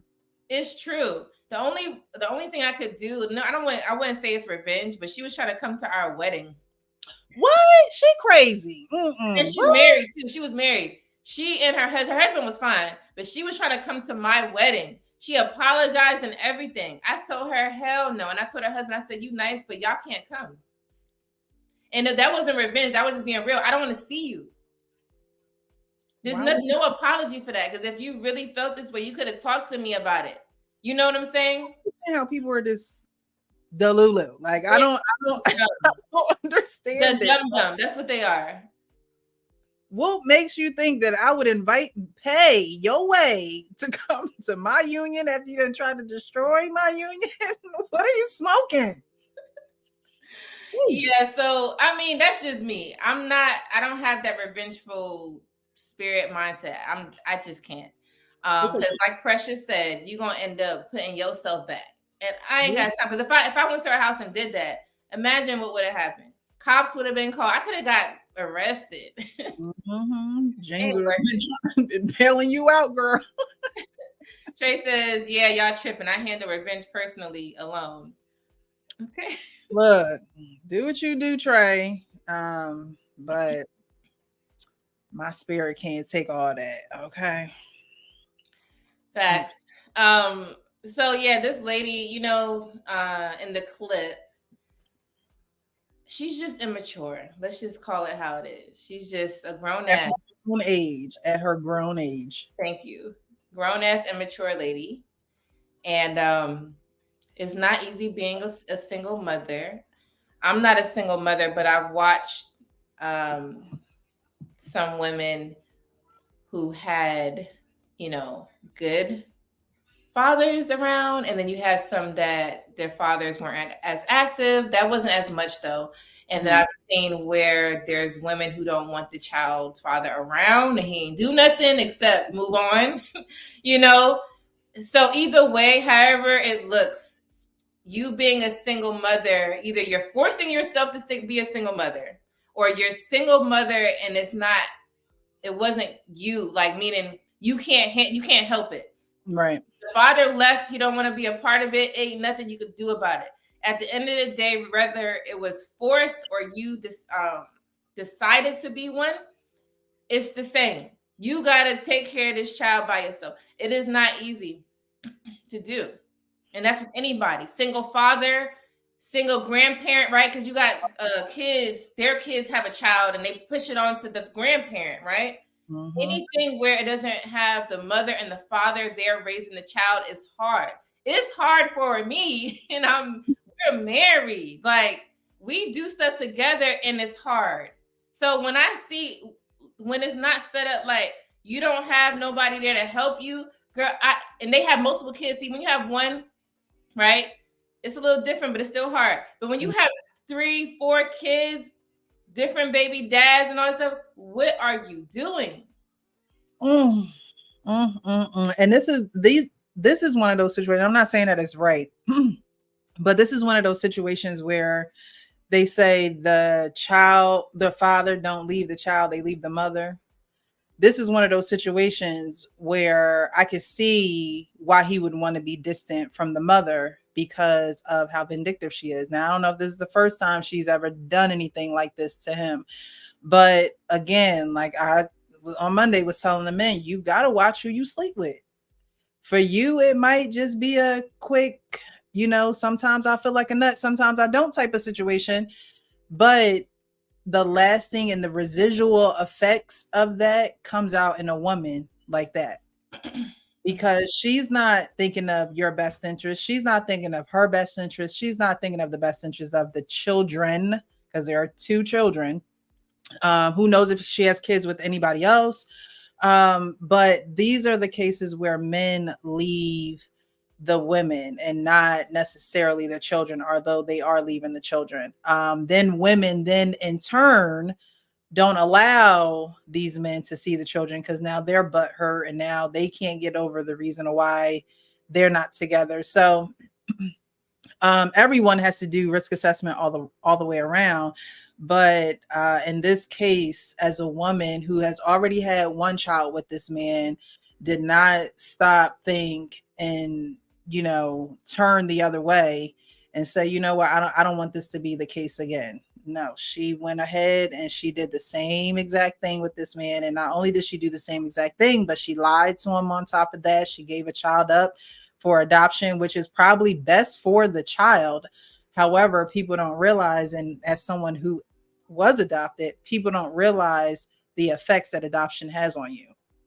Whether you're in a home from being a baby all the way up to you're 18, whatever, or if you're older getting adopted, the effects that it has on you, because everyone, no matter who you are, wants to know their origin story, period. Right. You want to know where you come from. You want to know who you came from. You want to, like, I don't even the people that be like, oh, I don't even care about my biological parents. They didn't raise me. And no, in the back of their mind, they want to know, like, who else do I look like in this world? I was about to say the features. Yeah. Yes, that is a natural thing. So that child will have that. Children know when they are away from their biological mother. It is a natural biological effect that we have as humans. So now the child is, you know, hopefully going to grow up in a home that is loving to that child, but that child's not going to, you know, going to probably accept the truth of its life. Like, you know what I mean? And if it does, they probably, you know, you go one way or the other. You either end up hating the people who produced you or wondering to find out more information and what's going on that side of the family. So, you know, this has residual effects to come, and this is just not something that this woman probably even stopped to think about. Right. I need to pull that chart back up. Stop, think, and do. Mm-hmm. Now, the adoption thing could be a little sensitive because there are a lot of moms. I don't want to say majority, but there are many women that cannot have kids. Right. So when they have the opportunity to take someone else's child and love on them like it's theirs, because it technically is when they adopt them, I think that's a nice, sweet thing. And then it helps kids who are in bad situations get out of that and go to a loving home. Mm-hmm. So I do like the idea, and I think that it's a needed thing. But as far as the lady not properly planning that out, her and that man, right, kind of like the kids that need to be adopted, it needs to happen, but it's not always like a circumstance where parents passed away, you know, and you know, that's different.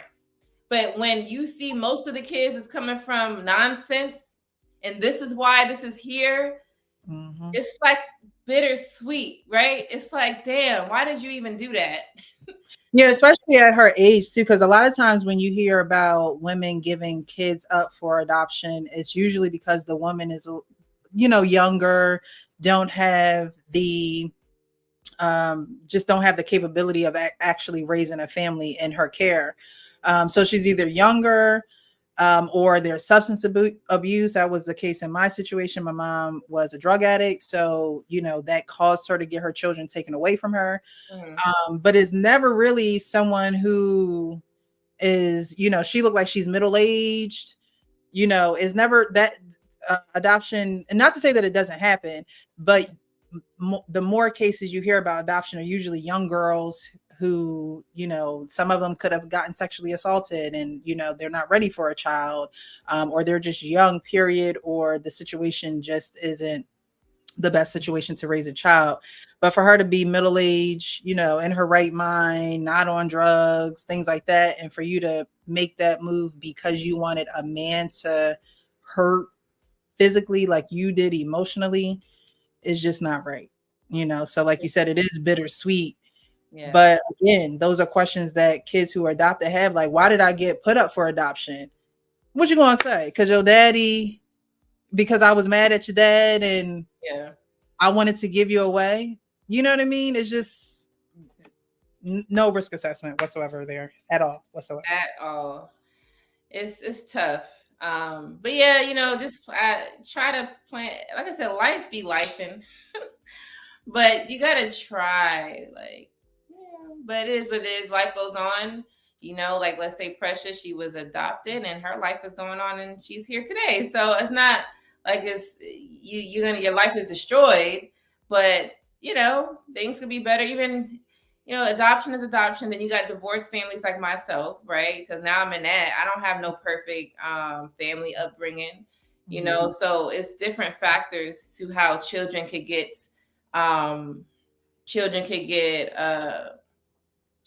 manipulated, they can get abused, it's just so much that children, they are linked to their parents' past and all of that. So we just got to try to do better. Yeah. Okay, what's up, Chaotic? How are you? Hey, Chaotic. Trying to join? Chaotic. Has he been on panels? I feel like it's been a while since I've seen him. I was on a panel with him. This was maybe a couple weeks ago. Oh, okay. Well, I probably just been out the loop. I've been out the loop. I've been out the loop this whole week, girl. I know you making me like, I'm back. Yes, girl. Like when I say I've been out, like it's been insane. But I'm here. I'm here. Let me see. Awesome. How are you two? All right, you want to come on? All right, you can come on. It's fine. But I'm only gonna drop the link for Chaotic, you guys. Okay. All right. So let me see. Yeah, so it's insane how the world works. But we just have to do better. That's all it is. We have to do better, make better decisions. If you made a mistake in the past, there's nothing we can do about it now. We just gotta move forward and just make better decisions in the future. So here we go. What up? Excuse me, what's going on? How you guys doing? Hey, Chaotic. Surprised to see you here. Yeah. I haven't jumped on the panels in a long time. Yeah. Yeah, this is a good topic you guys are talking about. With the emotional intelligence with women, and also I just came in on the part where you guys were talking about the whole adoption thing and how that does to the kids. Yeah, growing up. Yeah. Yeah, it's sad. You know any kids that have been adopted? Well, believe it or not, my first girlfriend, I was 12 years old. She was an adoptee, her and her siblings, and she was more of the stronger sister. Her younger sister was loose cannon. Her older sister, I didn't really know her older sister. She was like 4 or 5 years older, but they definitely had a lot of I don't want to say issues, but they definitely had like a yearning. Like their mom had abandoned them actually when they were kids, but like she was old enough to remember when it happened. Yeah. Oh. Yeah.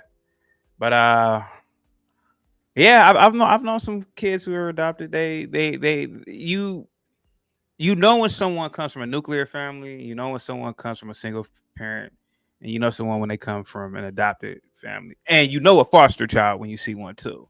Oh, yeah. Foster kids really. Oh my god! Oh, it's like crazy. They have What is that? Respite or something? Respite. What is that called? It's like when they go to a home for a couple of days. What do they call it?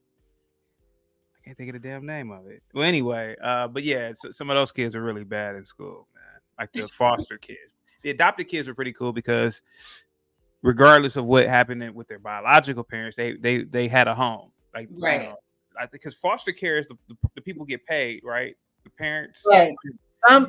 And I think that's in the back of a foster kid's mind, like, oh, I'm only here because they getting paid or something. But when you actually adopt, that I guess it tells to the kid that that this family actually loves me. Now, if I could ask you, Precious, were you adopted by a black family or a white family? I was adopted by a black family. I'm the oldest of 7. There's 7 of us. So I have a brother who was actually adopted by a white family. He was the only one adopted by a white family. Everybody else had black parents. Yeah, because I know, and not trying to make light of it, but I know a lot of black people, boy, they keep 5 and 6 foster kids, and and we know why. It's for that money. True. Yeah. When I was in a few foster care homes before I was adopted. Yeah. So when when I got to my last foster care home, it was an Indian kid there. His name was really? I was like, Oh, okay. my first interaction with an Indian person in general. I was like, Wow. hey, Okay. it was, yeah, those experiences are very weird. I was younger than him. But in my last foster home, I must say that was the only recollection I remember of my foster families. But I like that home the best or the most, I guess. It could just be because I had the most memories there. But yeah, I must say a lot of people have like horrible stories. I don't have any horrible stories, thank God. That's good. Good. That's good. So you came right on time because we're actually about to talk about the emotional intelligence part right now. Oh, okay. We're gonna play a clip of this lady explaining it, and then we're gonna talk about it. So let's Sure. Right. Oh wait, let me fix my clip. Hold on. Who does that, right? Oh, what's going on? Christopher, can't wait to have you. Said Monday I'm coming up on the road. Precious, definitely like to have you. Yes. Let's see. Aaron is right. She definitely destroyed 3 people: the child, her, the father. Yep. All right. I've got it ready now. Thank you. So let's get into it. The falseness we live in as women is believing that we have high emotional intelligence. And setting the record straight, women have no emotional intelligence.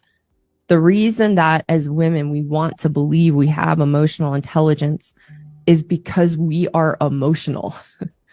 Because we are emotional, as women, we want to think we have high emotional intelligence. But the truth is the fact that we are highly emotional is actually the biggest indicator that we have very low emotional intelligence, because being emotional is having no control over our emotional state, which is low emotional intelligence. High emotional intelligence is the ability to be pragmatic, to see things realistically, and to make choices and respond to life not from an emotional place.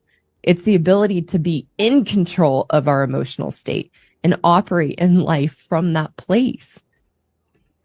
All right, before we get into it, I wanted to share this really quick. So I just wanted to look up emotional intelligence. It says the capacity to be aware of, control, and express one's emotions, and to handle interpersonal relationships and judiciously and empathetically, right?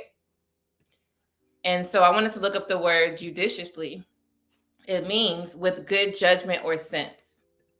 Now, that alone, with good judgment or sense, in my experience of me being a lady and watching other ladies, I don't really see too much of the good judgment, okay, at all. It's more like they're screaming, they don't know how to control or figure out how to help the situation that's coming.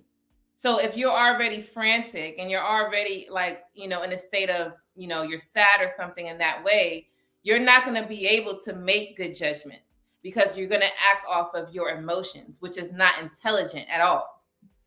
So we wanted to dig deep into this because I mostly hear women saying emotional intelligence. Mm-hmm.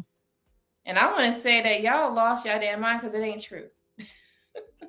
But we could get into it. Precious. Like she said, women would like to think that they have more emotional intelligence because they are more emotional than men.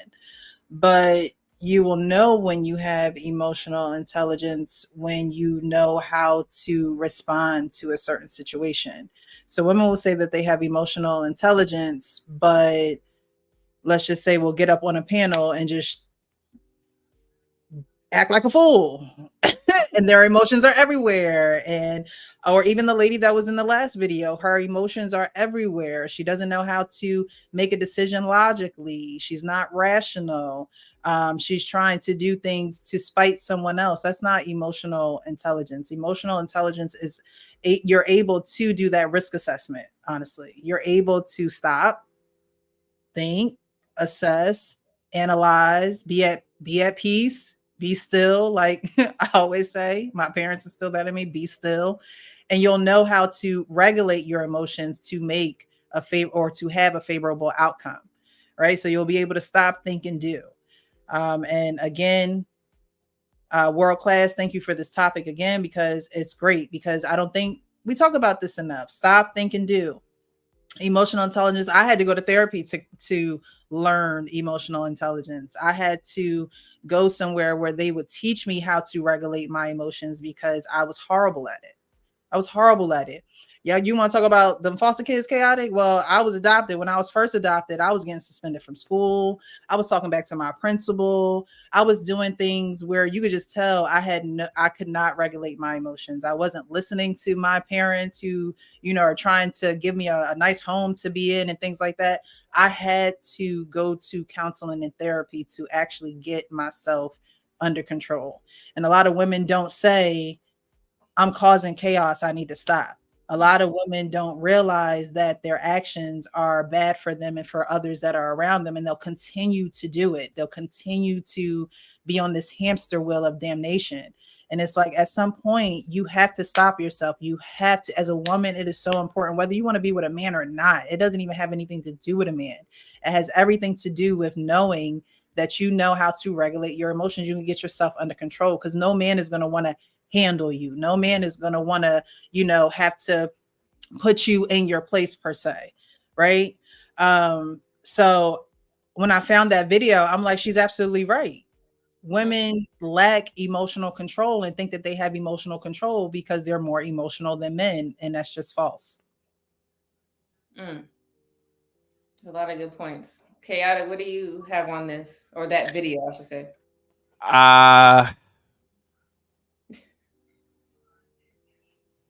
I got two stories. Okay. A few years ago, I rented out an office, and it was a shared office, but you could rent out your own like closed office. And I did it for one of my earlier businesses I had. Nothing too important, to be honest with you, but I could give you the dates too. It was July 3rd or 2nd when I had moved all my supplies and desk into the office, and there was this lady, this old black lady. She had to be in her late 50s. When I saw her, she looked disheveled, unkempt. Tell me if I'm being too long-winded. Lady died, and she was asking, mind you, me and my best friend that helped me move my desk and other items into the office or whatever. And so the lady was, she pretty much prying in my business, and, I'm like, all right, she just, trying to be a little Karen, trying to be nosy. And there was nobody else in the office. So the day after that, which was July 4th, I had came into the office from home to, just tidy up and do some things, and she wasn't in there. So then July 4th, I'm kicking it with my friends, family. We get wasted, and when you get older, I don't know how old you guys are, but I know when you're pushing 40, you can't really drink anymore. So I got super drunk, and that next day I couldn't do anything, so I just stayed at the house. And then the following day, on July 6th, I came back to the office, and her office was right next to me, and I knocked on the door, and I forgot why I wanted to ask her a question about I forgot what it was. She opened the door. She was on her phone talking to, and this lady is she does like background checks or whatever, fingerprints or whatever the fuck. Now, mind you, I had met her on July 3rd, hadn't seen her July 4th and 5th, and then the 6th I came back. So she opened the door and said, "You ate my popsicles." Did you guys hear what I said? Did you guys hear what I said? And I've told this story a few times on my channel. Did you guys hear what I said? Did you hear how insane this? And mind you, I was like, "What?" I was so shocked by it because I thought I was hearing things like popsicles. This lady's damn near 60 years old. Now there's a communal kitchen at my old office. It was a communal kitchen, and it's other offices in there. So it could have been somebody with their kids in there. I have no idea because I just pretty much say to myself, for 6 months, every time I went into the office, and which was like 2 or 3 times out the week, every time I saw that lady, she gave me an attitude. She didn't speak to me. One time, I just happened to be walking behind this crazy woman, and from the elevator, because the office was in a skyscraper, and obviously it was different companies in there, whatever. But I had just got off the elevator, and she had just was walking from the bathroom on that floor. She opens. You had to get a key card, so she opens the door, and she walks in, and you know how like you open the door and you just like want to make sure you have your elbow to make sure somebody can get in. She just walked in knowing that I need to get in, and she just like kept walking without holding the door open. And I'm thinking in my head, what is wrong with this lady? Why is she doing this? Like it was the weirdest thing to me. Like I didn't steal her popsicles. I don't steal anyway, and to have this anger about something such as some goddamn popsicles at 60 fucking years old. Okay, that's story number one. Now I'm only gonna do 2 stories. I got another story. This is story number 2. Now this goes back to college.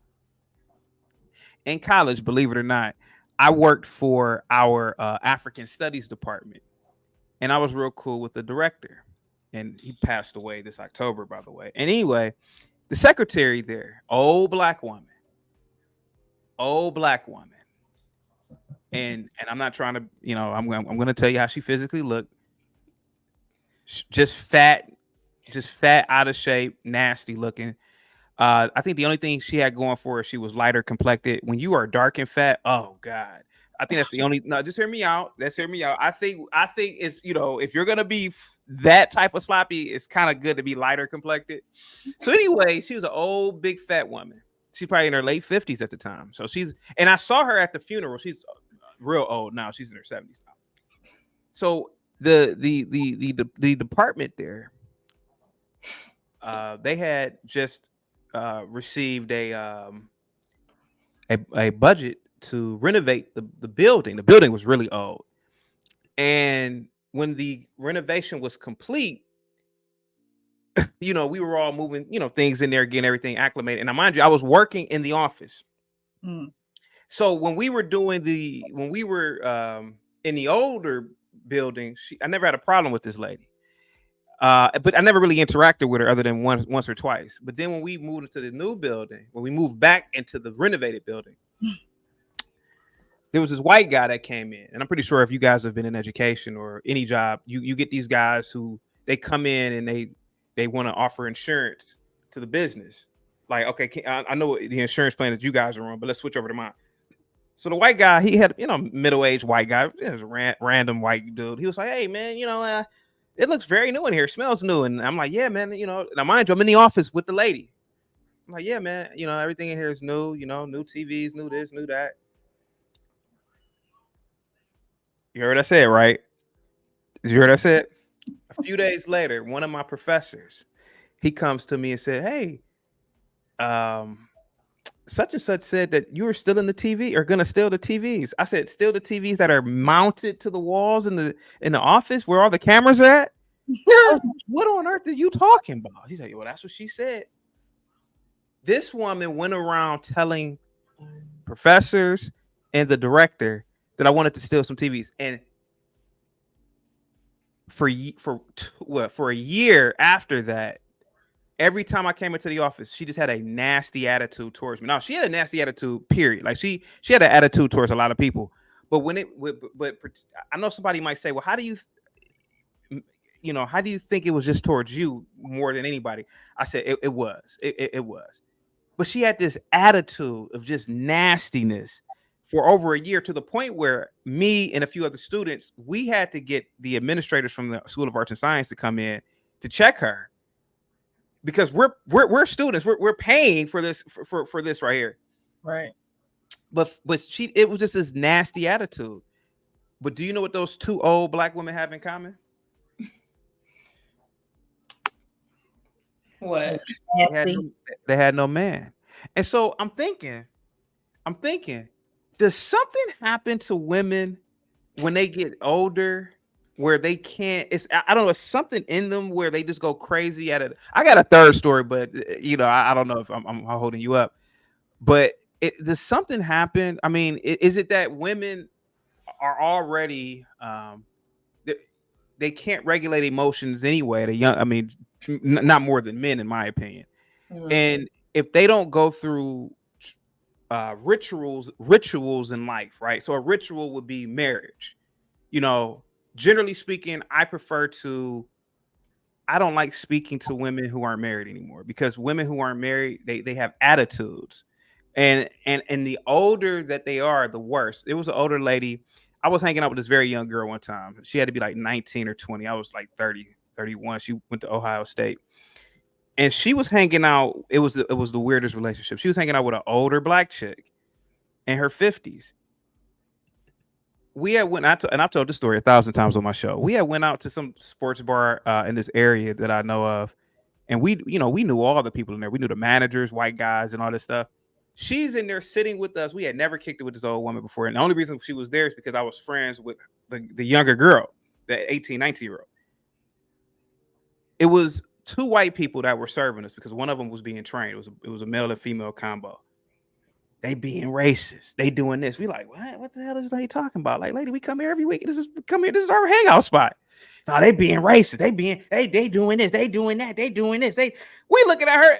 It's my friends who had never met this lady. I'm like, we're looking at her like, what the fuck? Like, she just started going crazy. So the manager, this white guy that we knew, he kicks her out. He said, you gotta, he lost it.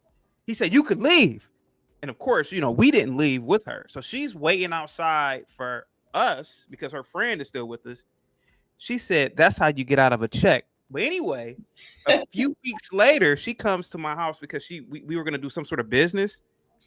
And my fraternity brother and a girl that I had met were there, and it's her.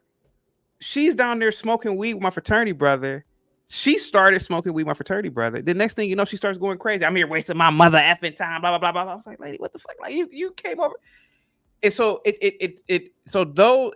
got a lot more stories, but what I have observed from each and every last one of those stories is, if a woman doesn't go through a ritual early on in life, and if she has a broken what is the word I'm looking for? If her path in life is broken, like if she's not married, if she's not married, or if she doesn't have kids, the crazier that they are, because women are kind of already crazy anyway.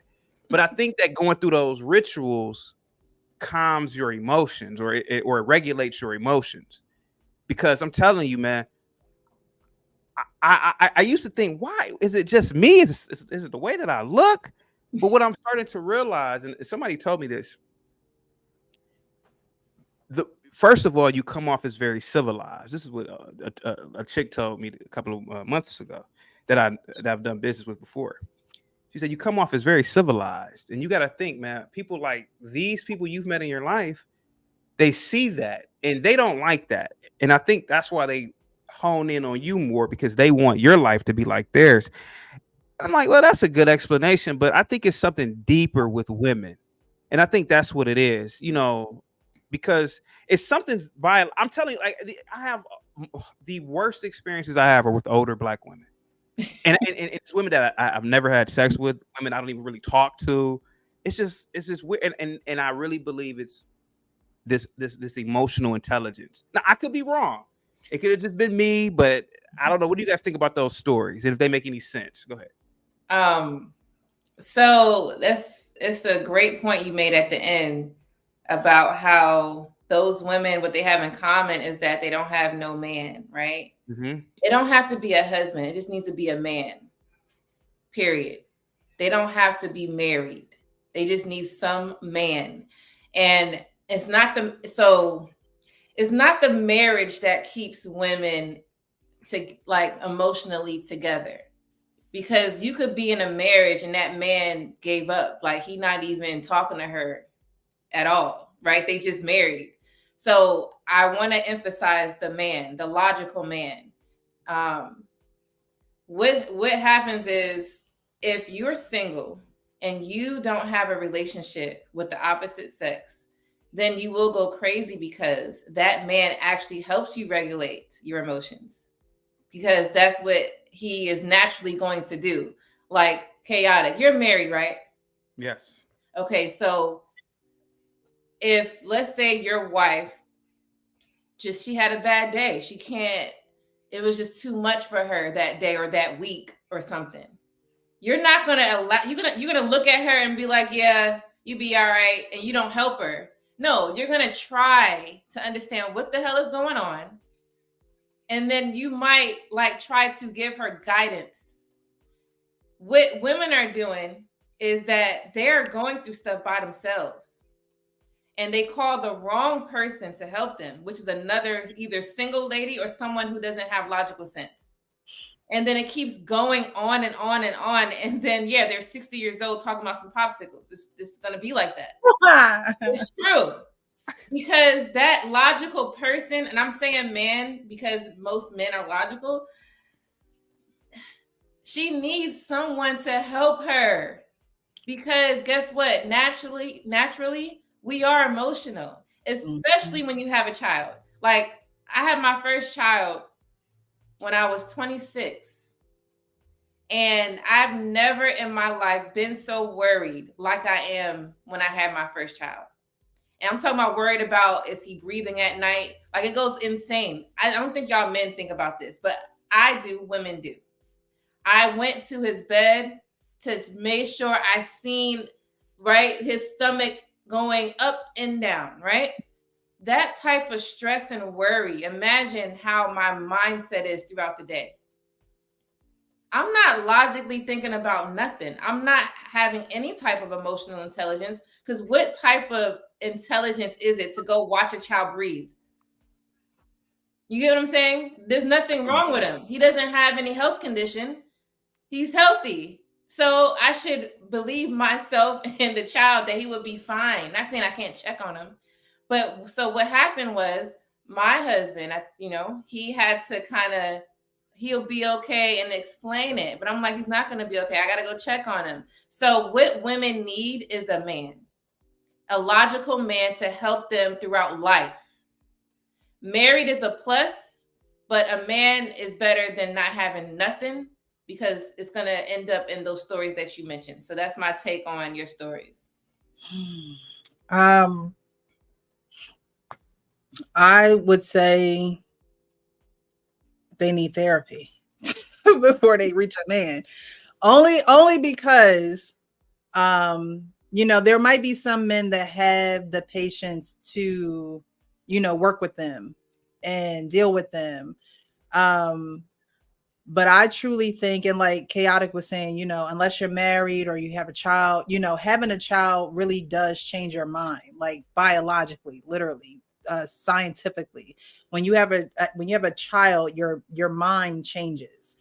And so women who don't have children think a little bit more irrational than women who do have children. Not saying that women who do have children just think perfectly all the time, but women who don't have children are not going to think about other people before themselves. They're not going to risk assess, because they're only thinking about themselves and they feel as though they're invincible and can't anything happen to them. So they're just going to be wild and be free and do whatever. But when you get up into those ages that Chaotic was talking about, these are older Black women, right?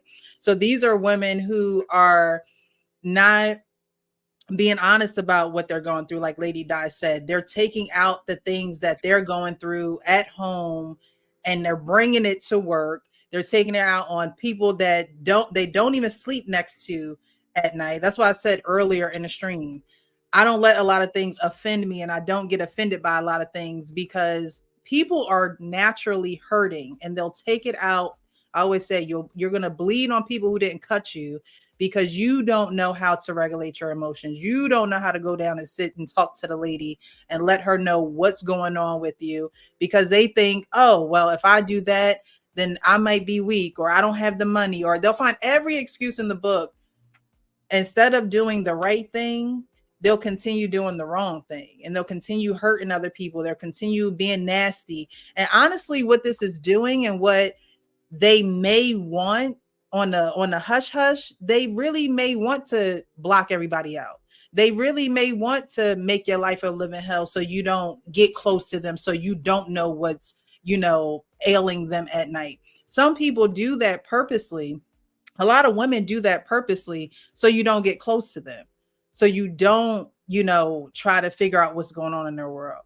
So I think the older generation are just in denial. They just don't want to face reality. And the reality is you're miserable. And instead of doing something about you being miserable, you want to make everybody else miserable. Yeah. How insulting can I get? I know that, women, you guys, I don't, Go ahead. Okay. I don't care We don't get offended at all.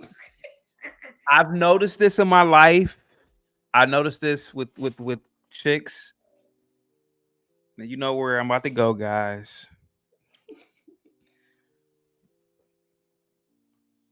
It begins with the U. The ugliest chicks tend to have the worst attitudes as well. And I don't know where this whole, and Hollywood is so, messed up how they lie. They do these stupid movies where the pretty girls are the bitches. I don't think so. Believe it or not, I look like Jiminy Cricket in the face. I look like Marmaduke. But the girls and women who treated me the best, and I will admit, in second grade, this kind of sound weird, but in second grade, some girls called me ugly, but the girls who have nice attitudes are attractive females. Let me tell you a story real quick. A few years ago, I went to a neighbor's house for Thanksgiving, and it was a guy there. The guy there was the cousin of the homeowner that I know. Me and him are he's an older guy. Me and him are joking around, guy stuff. And there was a woman in the living room, not attractive, older black woman again. I guess that's her cousin too. I didn't know that. So she starts getting an attitude with me, and I'm just ignoring her. And she's getting so pissed that I'm ignoring her. And I'm thinking in my head, does she know how she looks? Like it's like you can't have an attitude, in my opinion, right? And I could be wrong. But I would feel like, the older and uglier you are, the nicer you should be. But I mean, it was just weird. Even to this day, I think about it, like the way she was just giving me attitude and her stupid questions and the way she was speaking to me. And even my friend came over because we know the lady, and he was talking, and she didn't know that was my friend. So he was like, "Oh yeah, me and him are gonna do such and such business." He's like, "You do business with him?" And I'm like, "Yeah, lady." But what it is that I'm telling you, man, it is the weirdest thing to me, man. Why uglier chicks don't know how to regulate their behavior, man. I'm telling you, the majority of women I've ever met in my life, whether it was in high school, college, or not, I think it's like their behavior is a deterrent. manifestation of it's a manifestation of the way that they look. Like, and me, I'm not an ignorant person. I've never said it to a chick. I'm like, hey, look, chick, you can't act like that. You can't have an attitude. Now that pretty tall thin girl who looks like a model, yeah, she can have an attitude all day, but not you. You look like me in the face. But go ahead. Go ahead. I think it's just another deterrent for people, just like some bigger or fatter or oversized, big back, whatever you want to call it. They will joke about their weight before you do, right? They'll be like, I'm eating Hey guys, again. real quick. people are telling me that these are fake stories. Should I call right now and ask one of my friends? Hey, do you remember that time? Should I just do that right now? Let me see if my I phone. believe you, but you know. All right, well, go ahead. But yeah, I just think that I think some people do the eliminating themselves so other people don't have to do it for them. And that's just a way that they're not facing reality.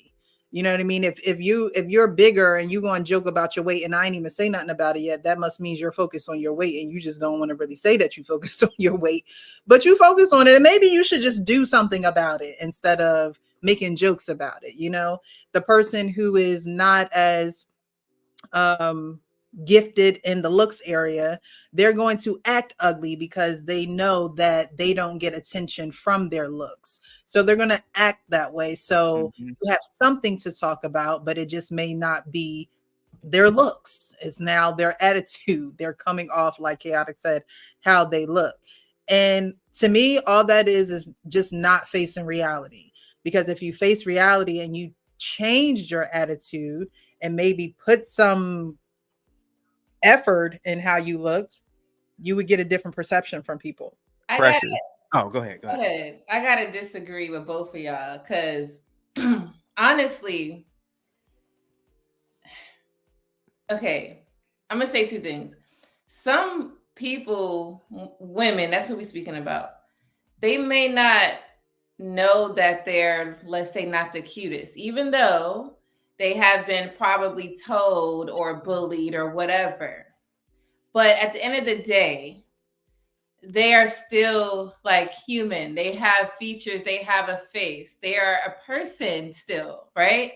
So I don't want to say because they're not as cute, they should act as if they're not as cute. I think they just need to act regular. Like, don't feel like you should be angry all the time, or don't feel like you're entitled for something. Like, just be regular. Like, be nice, be generous, be respectful. Forget what you look like, because at the end of the day, the ugliest person could be the cutest if they have a great personality, funny, they're good to you or good as friends, something. The way how they look starts to change. Yeah, come on, y'all agree with that? Well, No, not at all. The beginning part. I don't think that.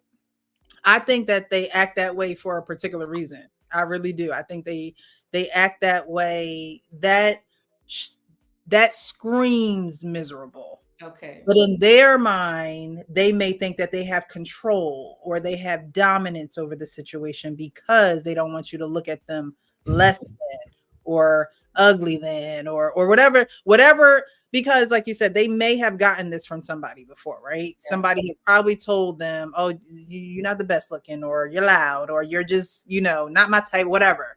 Mm-hmm. If women don't learn how to regulate those emotions and let them roll off their shoulder or not get offensive when it happens, these people are going to let it build up and they're going to take it out on everybody. They're going to take it out on everybody. That's how you know someone is not emotionally regulated, because they think that they can dominate something by acting out or being loud or being rude. I know people like this. They big backed and they want to joke all the time on other people. And it's like they're doing that because they know they're trying to cover up how people come at them. So they're going to be the first to come at them. Okay, like a defense mechanism. Yes. Okay. Yeah, it's a defense mechanism. And like you said, you don't have to act like that. No, they don't. But they feel as though that's their defense mechanism. That's their gate. That's their gate that they're, remember on what show was that? Home Improvement, when he used to look over the gate, the old white guy used to look over the gate and you used to just hear his voice. That's how these people are. They want to be loud and shout to the rooftops, but they don't really want to take care of the insecurities and what's truly going on with them. Yeah. Lady D, I'm sorry. Go ahead. You can spot them a mile away. Lady D, you came off like a liberal with that whole thing that ugly girls can. Well, you didn't say ugly, but you said you didn't really say non-attractive or ugly, but you don't. Yeah, you said that they're human and they're this, that, and the other. Mm-hmm. I get it. That's what a liberal would say But you don't have those problems. Same thing how a liberal would say, oh, I love illegal immigrants. Then as soon as illegal immigrants move into their neighborhood, they got to go. You know, just like at Martha's Vineyard and all those liberals, they're like, oh no, these are liberals. No, the immigrants are fine, but y'all gotta take y'all asses home in 3 days, which they did. Unfortunately, that's not how the real world works, especially, and I'm gonna be a man and tell you from a man's perspective. Okay. See, a regular chick or a non-attractive chick can't act like what you are saying. They have to act if they're gonna be nice, they have to be nice times 2. And unfortunately, and the thing is that a lot of these chicks that we're naming, they're not like that because they can't. Yeah, I mean, yeah, you would think in a perfect real, the chick who looks like Esther Roll in the face, you would think that she would act like what you were saying. Oh, that's perfect. That's yeah. Oh, yeah. But they don't. Okay. They act like O.J. Simpson. You know, they act like Flavor Flav. And not to say that these guys are bad. I don't know why these guys just came to my head.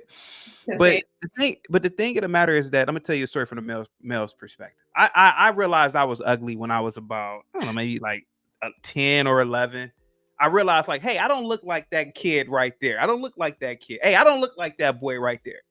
I can't walk around with an attitude, and I don't want to be, you guys are more civilized than me. I don't want to make you guys upset, but I've done shows on this. Ain't nothing worse than a short, little, dark, little. Can I say nigga over here? It's nothing. You ever seen short, little, dark niggas? They always mean mugging, always walking around. I'm telling you, I've done scientific studies on this. The short, little, dark nigga. He can't regulate his behavior because society hasn't told him the truth. His mammy ain't told him the truth. If he got a father, his father probably ain't told him the truth. And the truth of the matter is that, hey man, you're short. You look like Flavor Flav in the face. Society's gonna treat you different. You can't walk around here expecting to for the same results of that 6'4" Chad or Tyrone. You gotta be funny. You gotta be witty. You gotta have character and personality. See that 6'4", man. I met some dumb 6'3", 6'4" black dudes. I mean, dumb, but everybody love them, and it's because of their height and the way that they look. Mm-hmm. They can go somewhere and just sit somewhere and just exist. It's just the truth. That's true. When you're short and you look like me in the face, nigga, you better have a range of subjects you are involved in: science, technology, math. You got to have that personality when you're short. Trust me, I know. So when I was a kid growing up, hey, you're ugly. You got to smile. You can't walk around with a mean mug. Hey, and everybody say, hey man, chaotic, you always are smiling. And, I really want to say it's because I'm ugly, nigga. I gotta smile. But it's the truth, though. I'm telling you. I remember being a kid, and I realized my mom and dad didn't have to tell me this. Nigga, I don't look like Shamar Moore or Morris Chestnut in the face. I was a kid. I was watching the movies like, God damn, those some good looking dudes. I can't. Listen, even on my own channel, I've asked them niggas. I said, hey man, could you imagine me being the next James Bond? Can you imagine me playing the lead role in a romantic film? They'd be like, man, it's a guy on my channel named HB2N. He said, chaotic, when you just gave that example, I just became angry. And I'm like, yeah. So the thing of the matter is that's what needs to happen to women. Women need to have somebody tell them the truth about life. Mm. You know? Yeah, because I'm telling you, man, like it's a lot of black boys, it's a lot of black men in the penitentiary, short little black dudes who couldn't regulate their behavior. Because listen, when I was a kid growing up, do you know how many times I saw short little black little niggas? We would go to the mall after school. I mean, not the mall. We would go to what is called Tower City when I was a kid. And I saw this more than a dozen of maybe 2 scores. What is the score? 20? Yeah, about 40, 50 times. It'd be because like all like the high schools would come, we go downtown and chill, sometimes fight. Some little short, little black, little ugly dude. Like, what's up, girl? Now, mind you, the tall boys, they could, hey, they got their little pen, this back in the day, so we had to have like paper and shit. They could just walk up to a chick and just get a number. See me, I had to actually have pickup game, be funny. Oh, what's up, baby? Oh, stop. I had to actually like do silly stuff. But it was some short, little ugly dudes. They'd be like, hey, what's up, girl? Girl be like, I'm not interested. Do you know what the little short, little black, little moon cricket used to say? You know what they used to say? Well, fuck you, F you then, bitch. All the time. And I wanted to go over to the dummy and say, bro, you can't act like that. You can't have an attitude like that. You have to regulate your emotions because you're not realizing society. You got to understand society. Yeah. And you're angry, but you don't understand why. You can't because you're not tall. You're not good looking. You're a short little dude. Go ahead, guys. I'm talking your head up. Go ahead.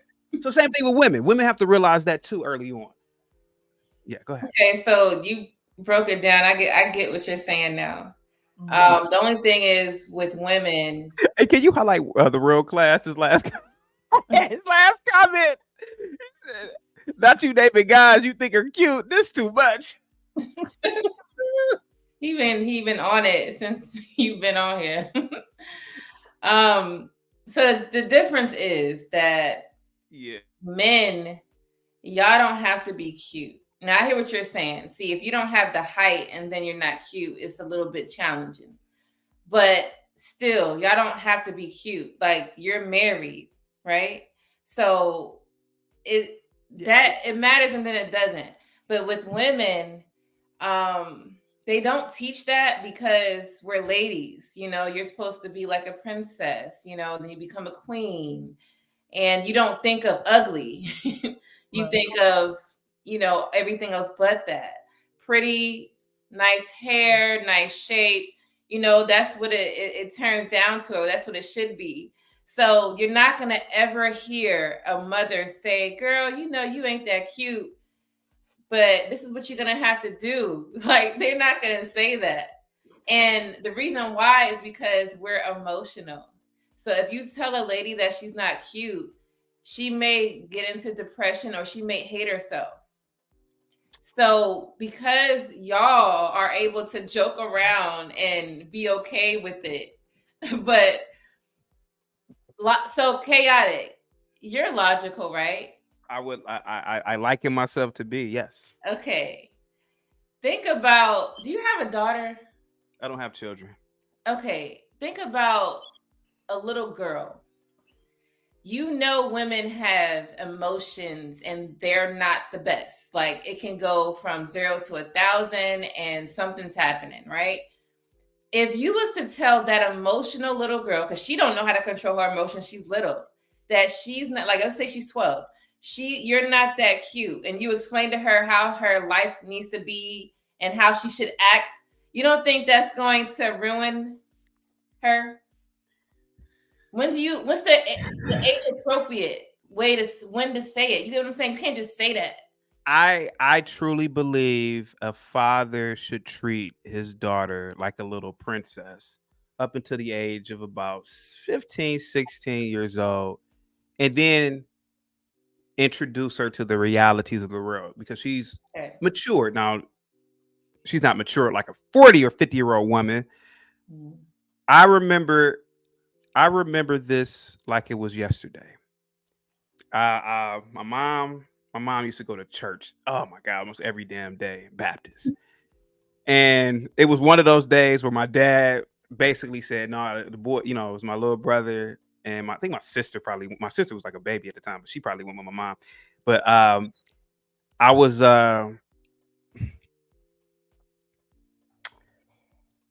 laying on the floor and it was a Sunday. And this is when wrestling, I'm sorry. You got 60 seconds, Chaotic. Okay. And this is when wrestling was really, this is like the golden age of wrestling.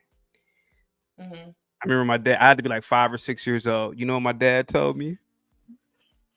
You know what he told me? What? He said, wrestling's fake, right? I was like, what? What do you mean it's fake? I was arguing with him about wrestling being real, man. And I was trying to tell him, like, no, look at that. Look at that. You know, these are the things parents have to do. They got to tell you Santa Claus ain't real, dummy. Enough's enough. Enough's enough. Hey, wrestling's fake. Every boy has gone through that. Wrestling is fake from their dad. Whether, you know, I thought I was a little too young. I mean, 6 years old, and that devastated me. I said, wait a minute, what? And the same thing with the father with his daughter. Hey, sweetheart, you're not a princess. I don't have a kingdom. But here goes the realities of life.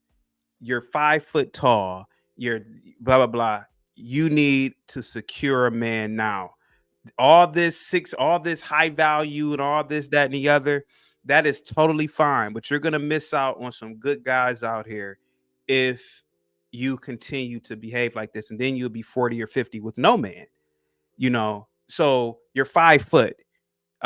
You're probably not going to hang out with the models in New York who are 6 foot tall. You're not. You're probably not going to be around the type of men that they are attracting. You're just not. Now, if my daughter was 5'10", symmetrical face, and didn't look like me in the face, you better take your ass to New York, you know, because there's some rich. See, it's just a difference, you know. And hopefully, I would never have a fat. I don't want kids anyway, but a fat daughter. Oh no, you got to tell her the truth up in front.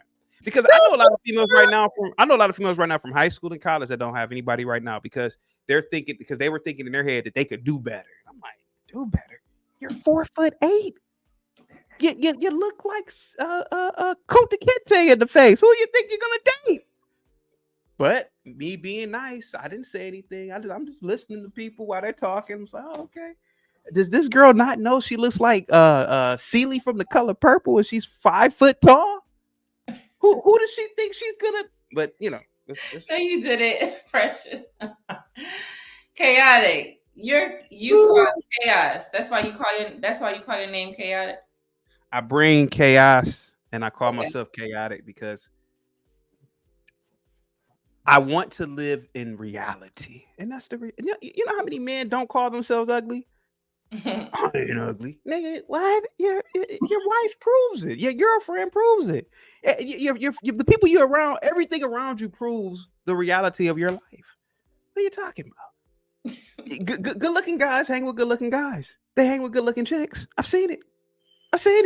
The only reason why I've managed to be around some good-looking chicks is because I just happen to be funny and witty and I happen to be a part of certain circles. But the average person that looks like me, oh, please stop. No, hell no. Well, that's good that you you know, you're living in the truth, like meaning you understand life, reality, and you move forward with that.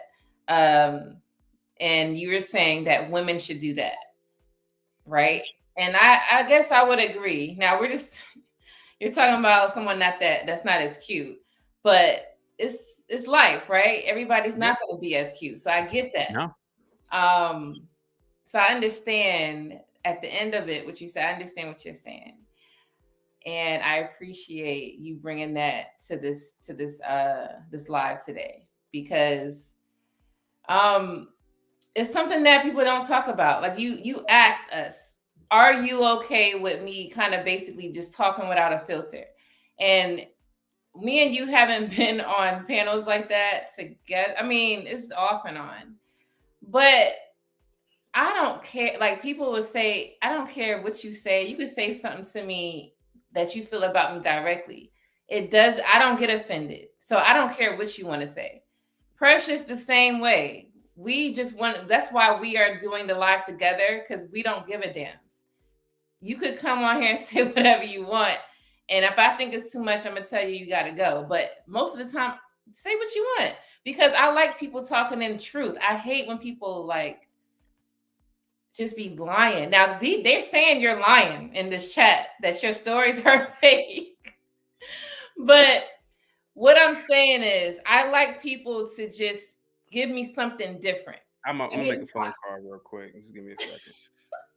I get tired of people just like living in other people's truth. Like they be hearing stories and they want to say, yeah, this is what I go through. Meanwhile, they never went through it. and they're trying to like, no, cut it out. I like people to be different. I like people to just say it like it is. So that's fine. Hold on for a second.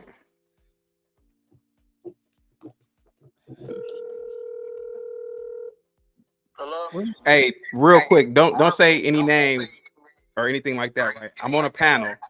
People don't believe me about that situation, about that stolen items in the office. What were the stolen items? Say that one more time. I'm on a panel right now. People in the chat are saying that I'm lying about that story about Janice. About who? Janice. The old chick. Who was tripping about the one from the Yeah, don't say the name, don't say any names. Just go ahead. You talking about the one at the orange place? Yeah. Yeah, she was What did she accuse me of stealing? Say it again? What did she accuse me of stealing? What did she accuse you of stealing? Oh, damn, I forgot. Give me a second. Because that was that was a while ago. It was a while ago, yeah. But people don't believe me with this story. I'm trying to tell them. Oh, like when did she accuse you like of stealing like a business idea or some shit? No. Business ideas. No, you remember Janice from The Office? Janice. Okay, I opened her door to ask her a question. She said, "You stole my blank." You stole. Wait a minute.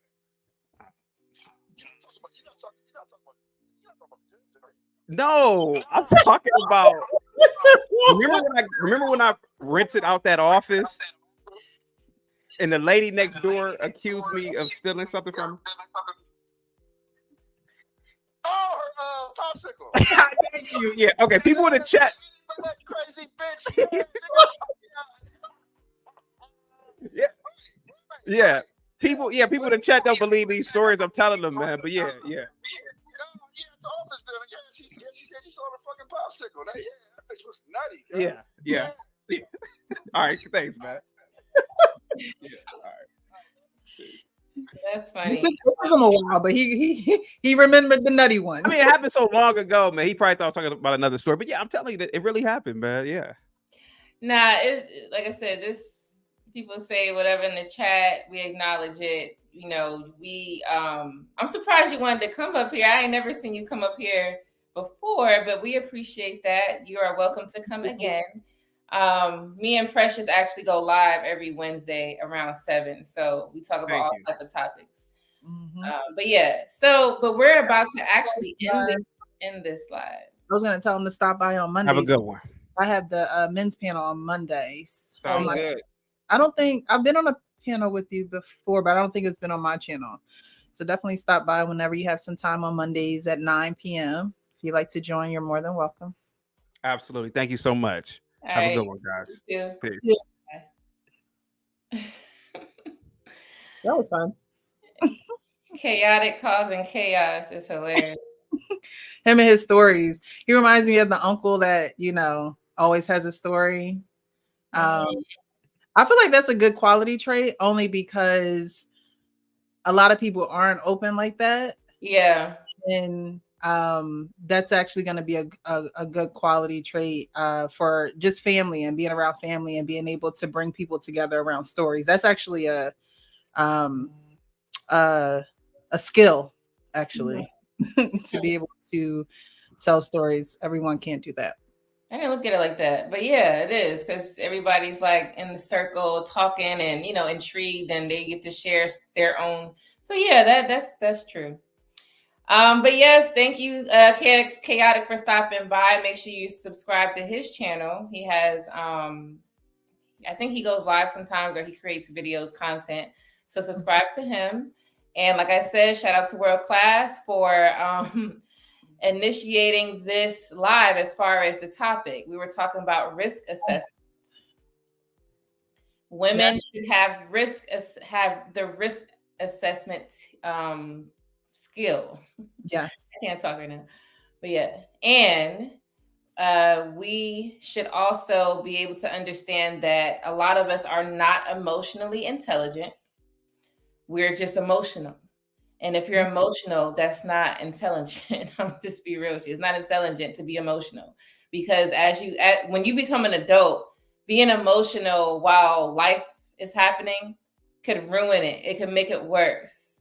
So, Oh, yeah. I mean, that's even something I remember in sports playing basketball. I mean, it's not necessarily stop, think, do, but it is. I mean, once you catch the ball, you got to stop, think, do. I mean, it really is. I mean, they don't call it risk assessment, but that's what you're doing. You're stopping, you're pivoting, it. And if you're not a part of sports, if you don't have a father, if you don't seek out information, if you don't try to get this information from anywhere, you're not going to know that it exists for you to use as a tool to regulate your emotions. I think a lot of women just go off the tongue, shoot from the hip. I was one of those women, just shoot from the hip, just say whatever. And I had to realize that that was harmful for me and the person that I was doing it to. So I had to regulate my emotions. And I just don't think that women think about exactly what they're doing when they're doing it. So that's why it's important to stop, think, and then do. exactly. World Class asks if you played basketball. You play basketball? Played basketball. I was a shooting guard. I'm a lefty. Me too. I'm a lefty, and I don't play basketball now, but I played basketball and I'm a lefty. Mm-hmm. Okay. Didn't know we were lefties. Yeah. Do you write with your left hand too? Yeah, I'm left hand dominant. Left hand. Okay. Because I play basketball, I'm more dominant on my left hand. But I realized growing up, like in gym and things like that, I'll bowl with my right hand. When we used to play like softball or baseball, or whatever, I would bat with my right hand. Basketball is the only left hand dominant. I cut things with my right hand. I don't do with my left hand. So I guess I'm ambidextrous, but I'm predominantly left-handed on the court. Okay, it's same. I can do some stuff with my right. I can write with my right hand as well. So it's both, but left hand dominant. Okay. That's what's up. Hustler and muscular. We're about to end this live. Hustler and muscular. We actually went over. We went like almost an hour. An hour. Yeah, I didn't even realize that. Sheesh, we about to be at 3 hours. Yeah. Chaotic man came in here and took the show. He did, and he came later. But he came on time because that's what he wanted to talk about. Yeah. So, Hustler, you got to come around 7:30 on Wednesdays because we're about to end this live for real. Yes. What time is it? Yeah. Almost so 10. I want to hear what you have to say, but I'm so sorry I can't right now. But you guys subscribe to Hustler and Muscular's channel. He is has a new channel, and his subscribers are going up. So congrats to him. If the mods in the chat wants to put his link, please do so. Also put World Class's link as well. All right. So yeah, this was a good show. It was. Definitely, we had a guest that we weren't expecting, and they actually added to the show and gave examples of women. I mean, getting that old and being miserable and not being able to risk assess is dangerous, because that means that you're pretty much going to stay that way if you don't change your ways. So yeah. But, thanks for growing with us as well. We're trying to grow this channel, the Real Precious channel, and just grow our live. We're doing a duo for a reason. And I'm glad for the ones who are coming by and supporting it. And we will continue. The topics will only get better. The live will only get better. But go ahead. Also wanted to say thank you to Nuke. I hope I'm saying that correctly. Dario, he also did a $50 super chat on this end, or Cash App, and Harrison Davis. So thank you guys so much for the Cash Apps. We really do appreciate you. Thank you. Yes, thank you so much. But just, enjoy as we grow and get better. Sometimes I promise you I come on here a little discombobulated because, 7 o'clock is great, but then my kids are still up. So I try to make it, but I'm trying to get better on that too. So I won't look so tired and everything. But yes, thank you for supporting us and the Real Precious, Lady Di the Real Precious. Make sure you follow us on Instagram. The link is in my description, and you can check out the Real Precious page. Subscribe to her channel. She is live every Monday, and it's a men's panel, and she talks about various topics. I also have another live on Saturdays with my husband, and we talk about pretty much everything, but it stems to the Dating to Marriage, which is the name of my channel, Dating to Marriage Support. Lady Di, DTM. DTM means dating to marriage. But yeah, stay tuned, and we will be back next week, Wednesday around 7. 7-ish. Okay. Thank you guys. Have a good night.